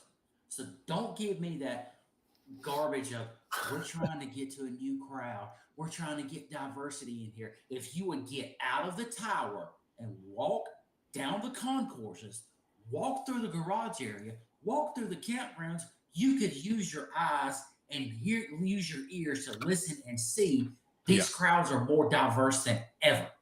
Instead, we're going and we're taking a football stadium and spending untold amount of money to transform it into a racetrack and then have to transform it back because USC is not going to take on any part of that. And you are insistent upon going to Chicago, which if you want to go to Chicago, you own a track there. You got a perfectly good 1.5 mile oval that's got a little bit of, got some wear on the asphalt and refresh my memory here. What type of tracks has this race car performed the best on? Old, worn out surfaces. Yeah. And Problem 1.5 mile tri-ovals. Yeah. Oh, well, we're not NASCAR. Let's see, to the Xfinity Series, where the website Sportsnaut is reporting that Chandler Smith, closing in on the end of his first year of a 3-year deal with Calic Racing and Xfinity competition, might be interested in returning to the Toyota camp and has been linked to Joe Gibbs Racing. This would require a buyout of his current deal. But other than Chris Rice stating money talks, nothing else has been said about this. And this is a rumor. Again, this could be the website Sportsnaut trying to get on a bigger scene. I don't know. Sportsnaut's a joke. Yeah. And so I mention this to mention two things. Number one, I stress this is a rumor. And number two, when it comes to these rumors, be careful. Because again, a lot of these people are just saying this stuff because they're trying to get on a national scene. Is there actually anything to this? Chandler Smith's not talking. Calic Racing isn't talking. And that speaks more to me than what Sportsnaut is talking about. How's that? Daniel Hemrick partnered with a Kannapolis, North Carolina company, local Patriot Roasting Company. So if you're into coffee, maybe this is for you. He's created his own line of a coffee blend. It's going to be called Head Down, Fin Up. A portion of each bag sold is going to go to the Daniel Hemrick Be the Change Scholarship, which is handed out at the Rowan Cabarrus Community College in Cabarrus County, North Carolina. You can kind of get an idea of what the coffee bag is going to look like on CRN Live on YouTube, courtesy of the Patriot Roasting Company. The name, Head Down, Fin Up. It's a slogan that Daniel Hemrick has been telling himself for years. Keep your head down, keep swimming through the rough waters, basically is what it means. Hemrick and his wife Kenzie hand-selected this blend of Colombian and Nicaraguan coffee. They say it reminded them of a coffee that they had at their wedding back in 2017 when they got married in Jamaica, man. All right, then. I'm not a coffee drinker, so I don't know what to expect here. No. Might have to talk to my wife. The scholarship fund was created in 2019. It's awarded annually to 2 different students who are local to the area that qualify for financial aid and have chosen a field of study in motorsports, welding, and or mechanical engineering. Each bag set to sell for $14.99. You can find it online at localpatriotcoffee.com/category/Daniel Hemrick, or, next time you find yourself in and around Kannapolis, North Carolina, go into the store. They'll have it there. Wednesday, we learned through a statement from Richard Childress Racing that they're going to need a new driver in 2024. This came out of the clear blue sky, and you'll be able to read along with this particular statement on CRN Live on YouTube, courtesy of Richard Childress Racing.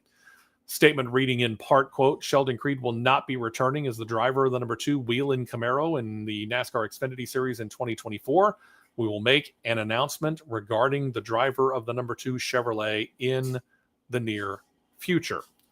Now, yesterday, in watching qualifying, they didn't shed a whole lot of light on this. But, and I'll say this, in that this was the impression that I got. Whether this was the intent upon the NBC Sports crew, I don't know. But the way that they came across, they made it seem like it might have been Sheldon Creed's idea to leave the 2 car. To which I kind of think, why? 3 letters. Go for it. TRD. That's where Sheldon's going next year, you believe? Yep, TRD. Okay. You have an inside line on what car he might be going to? It'll be a JGR car. Okay, then. Interesting. Stewart House Racing, meanwhile, continues to solidify their lineup for 2024. Again, we know 3 of the Cup Series cars. They're locked. We don't know about the 10 car, Eric Almirola. Right now, we're still waiting to find out what Eric Almirola is going to do. Then you got to the Xfinity Series. Cole Custer will be back in the 00, the double-aught Ford Mustang in the Xfinity Series next year, and Riley Herbst is going to return to the number 98 Ford Mustang for the team as well. Next year will be Herbst's 4th year with Stewart House Racing, and Xfinity Series competition includes 2 playoff appearances, no wins. So that's an interesting one. Monster Energy will continue to back Herbst as his primary sponsor. This tells me that SHR is happy with Riley Herbst, but not happy enough to put him in a Cup car. True. He's got a little bit more grooming to do because he's shown flashes this year that he can get it done. Yeah. Keyword flashes. Sure. Even though he's had a little bit of bad luck streak, whether it be of his doing or not of his doing.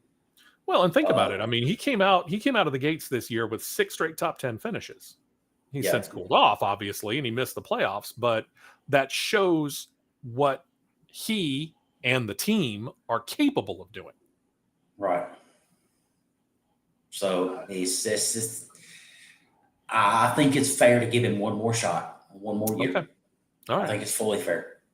Does he have to win next year, or would you be happy if he just got into the playoffs and advanced further than round 1? Yeah, it's time to start throwing W's up because the you equipment's there, the car's there. I got you. You want to see checkered flags. Okay, just double checking.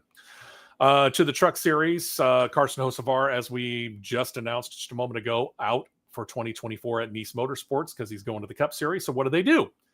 Well, they've already got their guy. It's Matt. Sorry, it's not Matt Nicholson. It's Matt Mills. Who? Yeah, Matt Mills. They're bringing Matt Mills to the truck in 2024 on a full-time basis. He's going to bring his JF Electric and Utilitris sponsorships with him.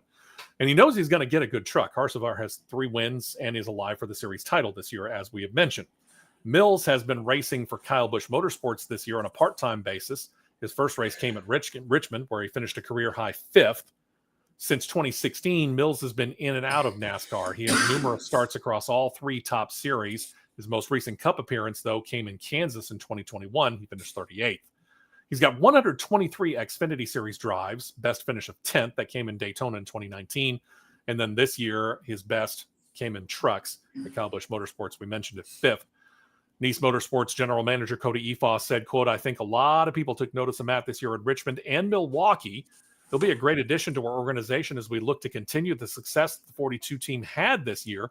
It's tough to get in these trucks just a few times a year and show speed like Matt did. So I think that there's going to be a lot of growth next year as he'll be able to race week after week." You know a little bit more about Matt Mills probably than I do.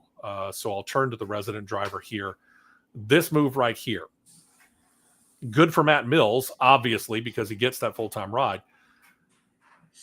I think it's a mistake to compare him to Carson Hocevar because, again, he's jumping straight to the Cup Series.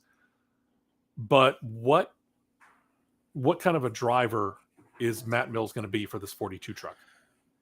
You're about to find out because he's been in, for his entire career nearly, he's been in backmarker equipment, whether it be Xfinity or trucks. Okay. Other than KBM earlier this year. Take Safe Face from KBM, where he had those 2 starts at Milwaukee and Richmond. Mm-hmm. He's been in backmarker equipment. Now he's in top-level equipment. You're about to see what he's got because, as I've said on this show, what seems like 1.586 billion times, equipment will show you – no, I said it backward. A driver will let you know what kind of equipment you've got, and the equipment will let you know what kind of a driver you are. Okay. It will reveal you real quick if it's the equipment or if it's the driver. So – and I get it, we're basing it on 2 races at Kyle Busch Motorsports, but based upon the races at Kyle Busch Motorsports, again, a 5th at Richmond, which is not an easy track to drive. We've been there, we've seen it, we've walked it. We've watched, I don't know, untold number of races between myself and you at that track, be it live or on television. Sure. 5th place race at Richmond, going to the Milwaukee Mile, which has some age to it and is kind of a tricky facility itself. Does that tell you that Matt Mills was at least deserving of this chance in the 42, or do you think he's in over his head? He's put his time in. Okay. He's one of those journeymen that you could compare to Ross Chastain, I would say. Okay. He scratched and clawed from the bottom. Now he's getting his break in top-level equipment that can get it done. So now we're going to see what he's really got. Yep. If it's his abilities or if it's just been the equipment that he's been in the entire time, I'm probably going to say it's the latter more than the earlier. Okay. So we're going to find out if he can back up the 2 races that he did with Kyle Busch Motorsports. Can he back that up in Nice? Okay. Spire Motorsports, we'll get back to talking about them. Got the number 7 Chevy Silverado back on track. They're going to do it 2 more times this year. It's going to be at Homestead, Miami, and then the season finale in Phoenix. The driver going to be behind the wheel? Marco Andretti. He raced for them earlier this year at Mid-Ohio Sports Car Course. He finished 19th. He'll again be sponsored by Kin Insurance at Homestead, Miami. And where have we heard this name before? Gainbridge Insurance for the Phoenix race. Andretti's familiar with both tracks. He raced him in IndyCar. He raced at Homestead, Miami 5 times in IndyCar competition, but that was way back from 2006 to 2010. He also raced 3 times at Phoenix when the series raced there from 2016 through 2018. But noting that he has a familiarity with both of these courses as a driver, even though you haven't been to a particular racetrack, and we'll use Homestead, Miami in this case. You haven't been there since 2010.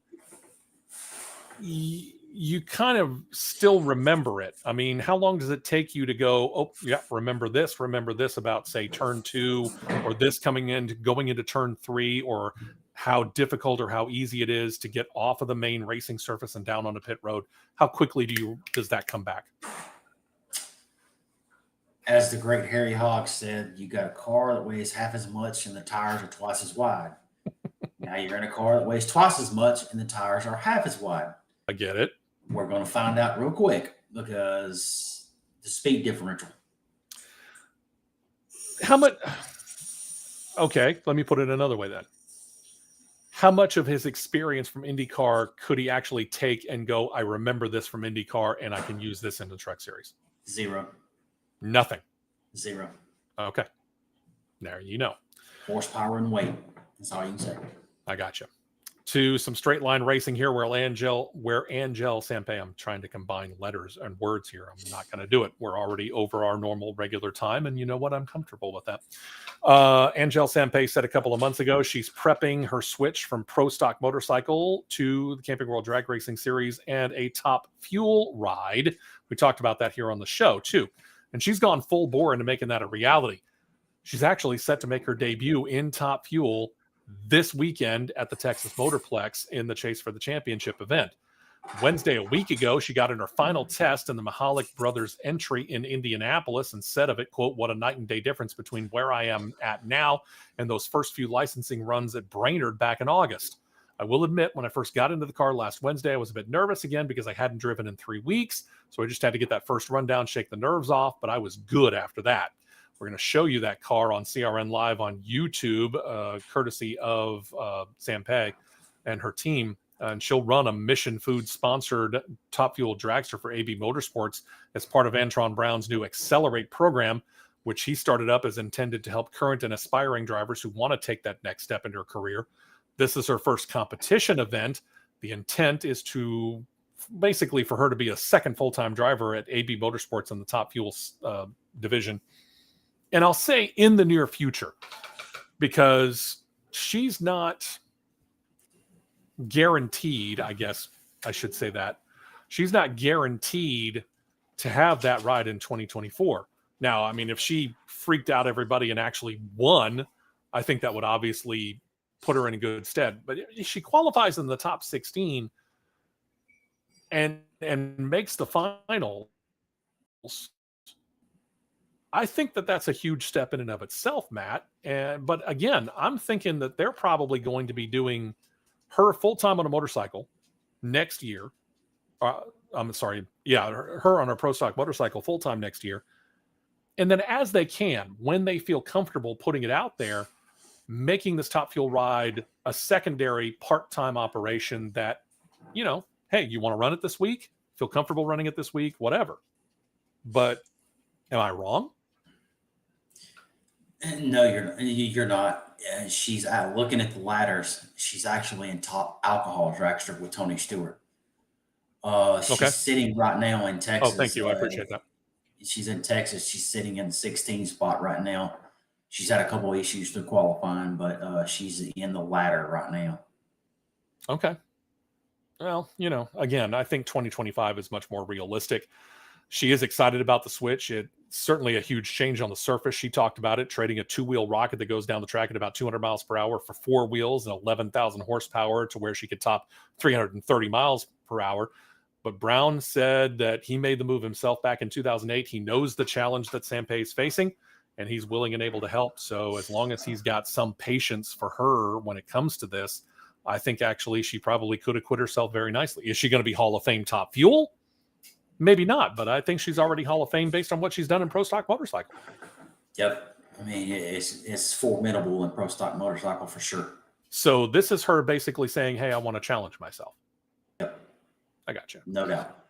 Jim Dunn Racing, and this is unfortunately some sad news. Jim Dunn's Racing, they had a celebration of round wins in back-to-back events, Charlotte and St. Louis, but unfortunately got tempered by the fact that a sponsor on the car for those events, DePinto International Logistics, lost their founder and CEO, his name Rob DePinto. Team manager John Dunn said this week, quote, those were his last 2 races sponsoring the car this year, and he told me, man, I really hope this thing can win some rounds, and it did.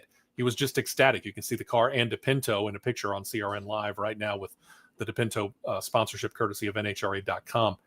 As noted, the team won't be flying the DePinto colors for the rest of the year, but instead the Haviland oil look as long planned. But the team says that they do plan on honoring DePinto on the car and on their uniforms.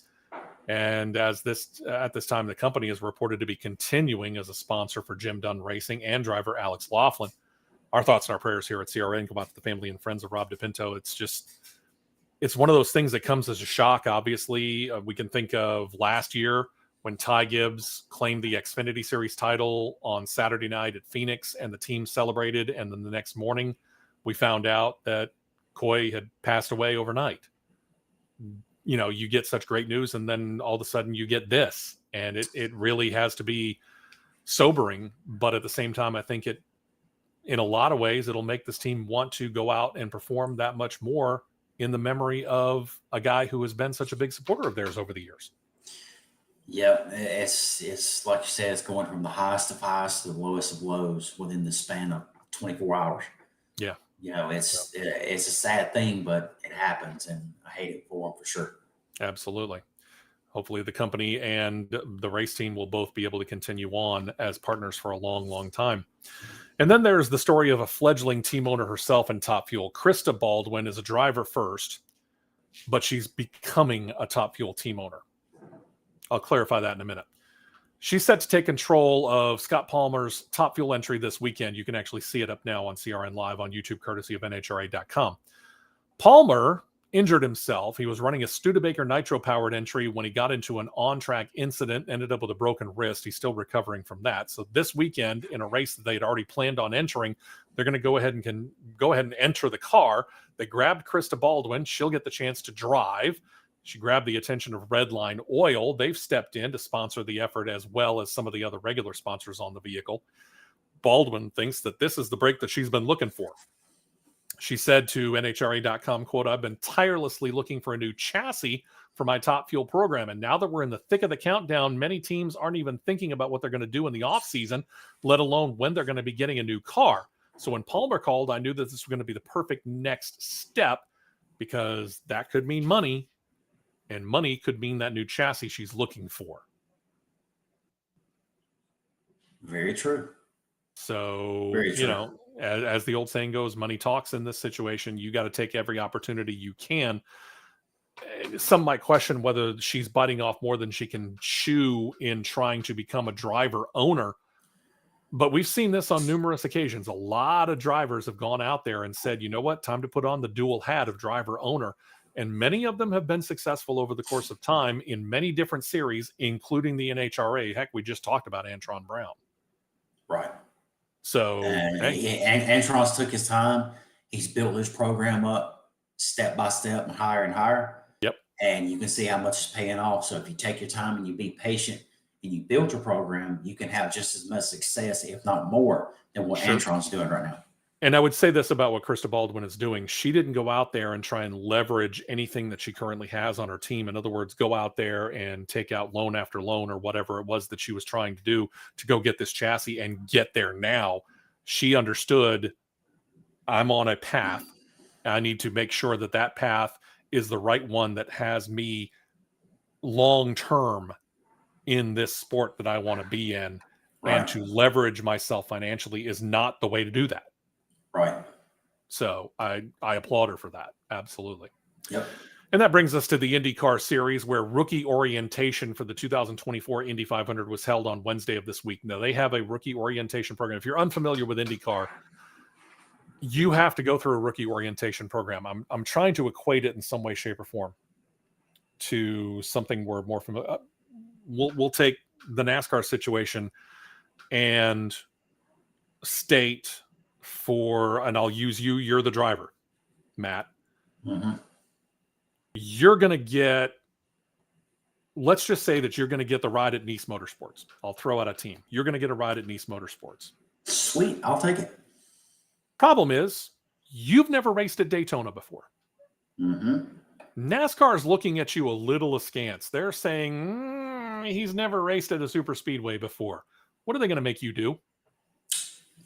You're going to at minimum participate in the ARCA test and run the ARCA race. But the kicker is to that right there is now with the way they've got this jacked up speed week schedule is because we got to go race at a football stadium.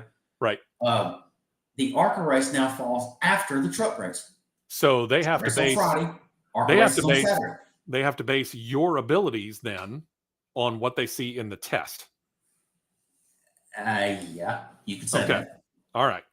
But the thing about it is they want to see you on the super speedway before they're willing to put you into competition in a truck, Xfinity, or Cup car. True.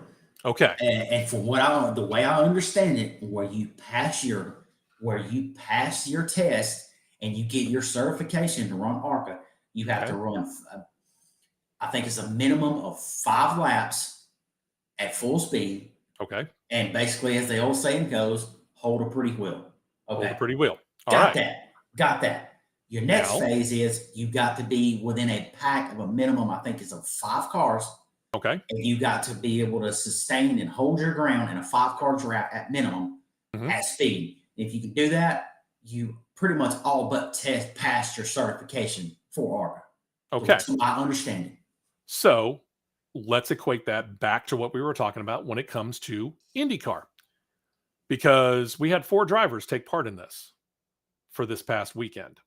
Tom Blomqvist, Linus Lundqvist, they all took part along with Marcus Armstrong. Marcus Armstrong may have been the 2023 IndyCar Rookie of the Year, but remember, he won that without racing on any of the oval tracks. He ran only road and street course races. Tom Blomqvist has not run an oval track at Indy. Linus Lundqvist has run an oval track, but not at Indy. This is a different animal. They had them come in along with a Cup Series driver. You know him, Kyle Larson. We talked about him. He's going to run the double in 2024, the Indy 500, then the Coca-Cola 600. It's something his team is also dubbing the Hendrick 1100 because he will be sponsored in both races by HendrickCars.com, owned obviously by Rick Hendrick. He got the chance to get behind the wheel on Thursday, really. I think he was there on Wednesday to kind of watch it, but Thursday was his time behind the wheel, acclimated himself to the difference in the racers and how it would react to the track. And you can see the car on CRN Live on YouTube, courtesy of IndyCar.com. For the Indy 500, Hendrick worked with Larson and Arrow McLaren Racing to finalize the drive, and Larson will now attempt to do something that actually only Tony Stewart has done to date, and that is finish all 1,100 miles, or 600 laps, the 200 laps of the Indy 500 and the 400 laps of the Coca-Cola 600.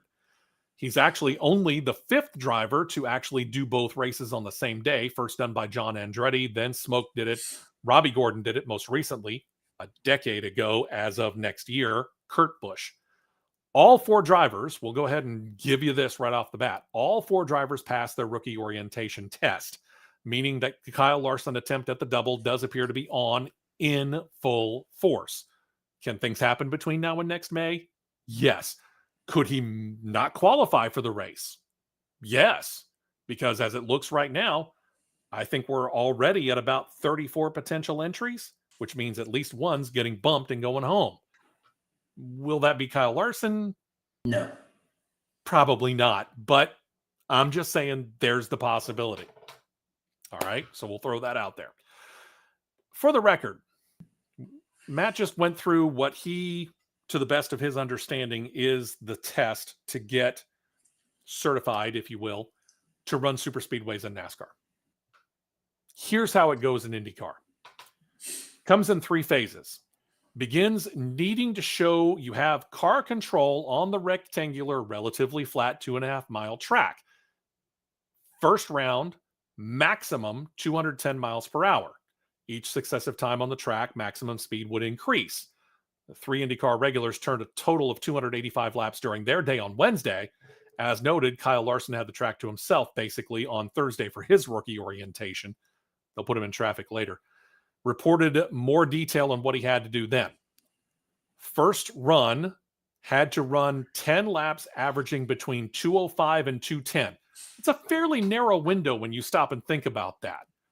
5 miles per hour over a 2.5 mile course. And I get it. These drivers are professionals. And these drivers are drivers that run from lap to lap to lap, both IndyCar and NASCAR, by the way, run lap to lap to lap, varying by literally just hundredths of a second. But for a driver who's unfamiliar overall with an Indy car or with a car period, and you say you have to hit this 5 mile per hour window, resident driver Matt Nicholson, how difficult do you think that was? I would say for the average Joe, it would probably be difficult, but for Larson, it wasn't very difficult because Indy Star reporter Nathan Brown shared on his Twitter feed his lap speeds in phase one. Mm-hmm. Lap 1 was his out lap. Lap 18 was his in lap. It took him 18 laps to be able to hit his 10 lap speed phase. Okay. From lap 2 to lap 17, it was 187.4, 198.5, 198.0, 202.9, 205.1, 203.3, 208.7, 209.1. Lap 10, he went over at 211.1, 11 back down to 205.4, 208.6, 208.9, 209.9, 207.9, 208.6, 208.8. There's the consistency right there. So that tells me a lot. Then you go back out there and you run another set, and you have to average in a 10-lap period between 210 and 215. And then you turn around and finally do 10 more laps, averaging between 215 and 220. Larson, as you noted, easily passed one barrier. He easily actually passed all barriers. His top speed reported to be 217.898 miles per hour. They also allowed him some laps both before and after the official test. In all, he turned 72 total laps, 15 of them at 215 miles per hour plus. Not bad. Not bad. No. Larson said of it, quote, "It was fun. It was mostly what I anticipated in a way. The speed and the grip didn't feel, thankfully, scarier than what I thought it might. Just how much the car wants to pull left, and you have to kind of fight it back to the right on straightaways. That was something I didn't expect. The weight of the wheel was a lot lighter than the simulator, but it was still heavier than what I expected. He had been given assistance, too." Now, let me go back here to what he's talking about when it comes to the wheel. Because Kurt Busch didn't really talk about this when he got into it a decade ago. But what we have heard is from Formula One drivers who have made the transition to IndyCar, Romain Grosjean among them. And they talk about the vast difference between the steering in a Formula One car versus the steering in an IndyCar racer, and how much really you have to muscle up on the IndyCar more so than what you do on an F1 car. No power steering. No power steering at all. So for him to come out and actually say that he felt the weight of the wheel was a lot lighter than what they had set up in the simulator, that tells me they over-prepared him. He's used to driving with no power steering in open wheel sprint cars. Well, I get that. I get that. But at the same time, that tells me that when they put him in the simulator, they over-prepared him by making the weight, because, correct me if I'm wrong, you can adjust literally every aspect of a simulator to do whatever it is that you want it to do, that they over-adjusted the weight to put it a little bit heavier so that when he got into the actual car, it was going to be easier than what he thought. Right. Which is a brilliant move. Yeah, it's not a bad thing at all. Yeah, that's a brilliant move. He also had a little bit of assistance. The guy who was giving him tips, he's won an Indy 500. Tony Kanaan. Okay. Yeah. You want to have somebody come give me tips on this? You could do a lot worse than Tony Kanaan. You could do considerably worse. After rookie orientation, the series stayed at the track Thursday and Friday. They used veteran drivers Alex Palou, Will Power, Colton Herta, and Alexander Rossi to test the Honda and Chevrolet hybrid powertrains that the series is set to begin use in 2024 with. On Friday, they kept Palou and Power. They got rid of Herta and Rossi and gave it to David Malukas and Marcus Ericsson to do some testing on that. I guess that there's more on-track tests planned for the remainder of this year and early next year as they get into preseason testing out west, but they haven't stated how many tests. And we haven't heard anything, truth be told, about how these hybrid powertrains performed either for Chevrolet or Honda from yesterday and the day before. So we really don't know. We presume that they're reliable enough to be good enough to be ready to go. But at the same time, we haven't seen these on track a whole lot. It seems to me as there's going to have to be a whole lot more testing between now and the time that we go to St. Petersburg, next year and put these things actually out on the track. And that tells me that there's going to be a whole heck of a lot of testing coming on the Thermal Club in the off season as well, because not only is that officially your preseason test, but remember, you're going to have that quote unquote all-star race or $1 million challenge or whatever the heck they want to call it coming up. I think the second race or third race of the year, third event of the year. Third. I get the funny feeling they're going to be spending a lot of time at the Thermal Club trying to make sure that these things are exactly what they say they are. Yeah, that more than likely. I don't see why not. Okay. And they still also, by the way, have not said this. They haven't talked about whether or not this is going to replace the push-to-pass option or whether it will be an addition to the push-to-pass option, because both of them, the hybrid powertrain gives them about an extra 125, 150 horsepower. The push-to-pass option gives you about that same amount, give or take. They haven't said whether they're going to keep both or not. Keep both of it. Make it 250 game. Well, and that's kind of where I'm going with that, because there was a time when IndyCar was talking about wanting to create this new engine package. Remember, it was supposed to go up from 2.2 liters to 2.4 liters initially. And then they backed off on that and just said, you know what, let's save a little bit of money. Let's keep the current 2.2 liter V6 with the twin turbos and put the hybrid on that instead. But they had said when they were talking about putting out that 2.4 liter twin turbo V6, they wanted to get the IndyCar cars up to about Formula One horsepower levels, which is right about 1,000 horsepower. And if that's what they want to do, then keeping the hybrid system and keeping the push to pass with it is going to get you much closer to that. Yeah, it would. And you don't use that on ovals anyway. What do you care? True. What do you care if you got them both? True.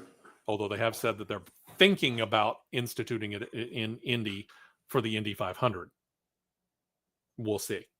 Yep. All right. Wow. This is the longest show we've ever had officially. We've run 2 hours and 35 minutes. And you know what? I'm happy to have done it because we got all the information in, and it was something special for you guys that have been longtime fans of us on CRN Live on YouTube. Can't thank you enough. Cannot thank producer John enough, because he and I were starting to talk about this yesterday, and he was running through technical difficulties ad infinitum, and to the point where probably he got nauseated. So thank you to John for persevering and getting it done and getting us up and allowing us to run for 2.5 hours plus. Again, thank you to you, all the viewers. Next week, we'll be back at our regular time, constrained to our 2-hour time limit as well, but hopefully you'll join us then. So on behalf of producer John and Matt Nicholson, y'all have a great weekend. Enjoy the racing. We'll talk to you next week right here on the Championship Racing Network. See ya. This has been a presentation of the Championship Racing Network.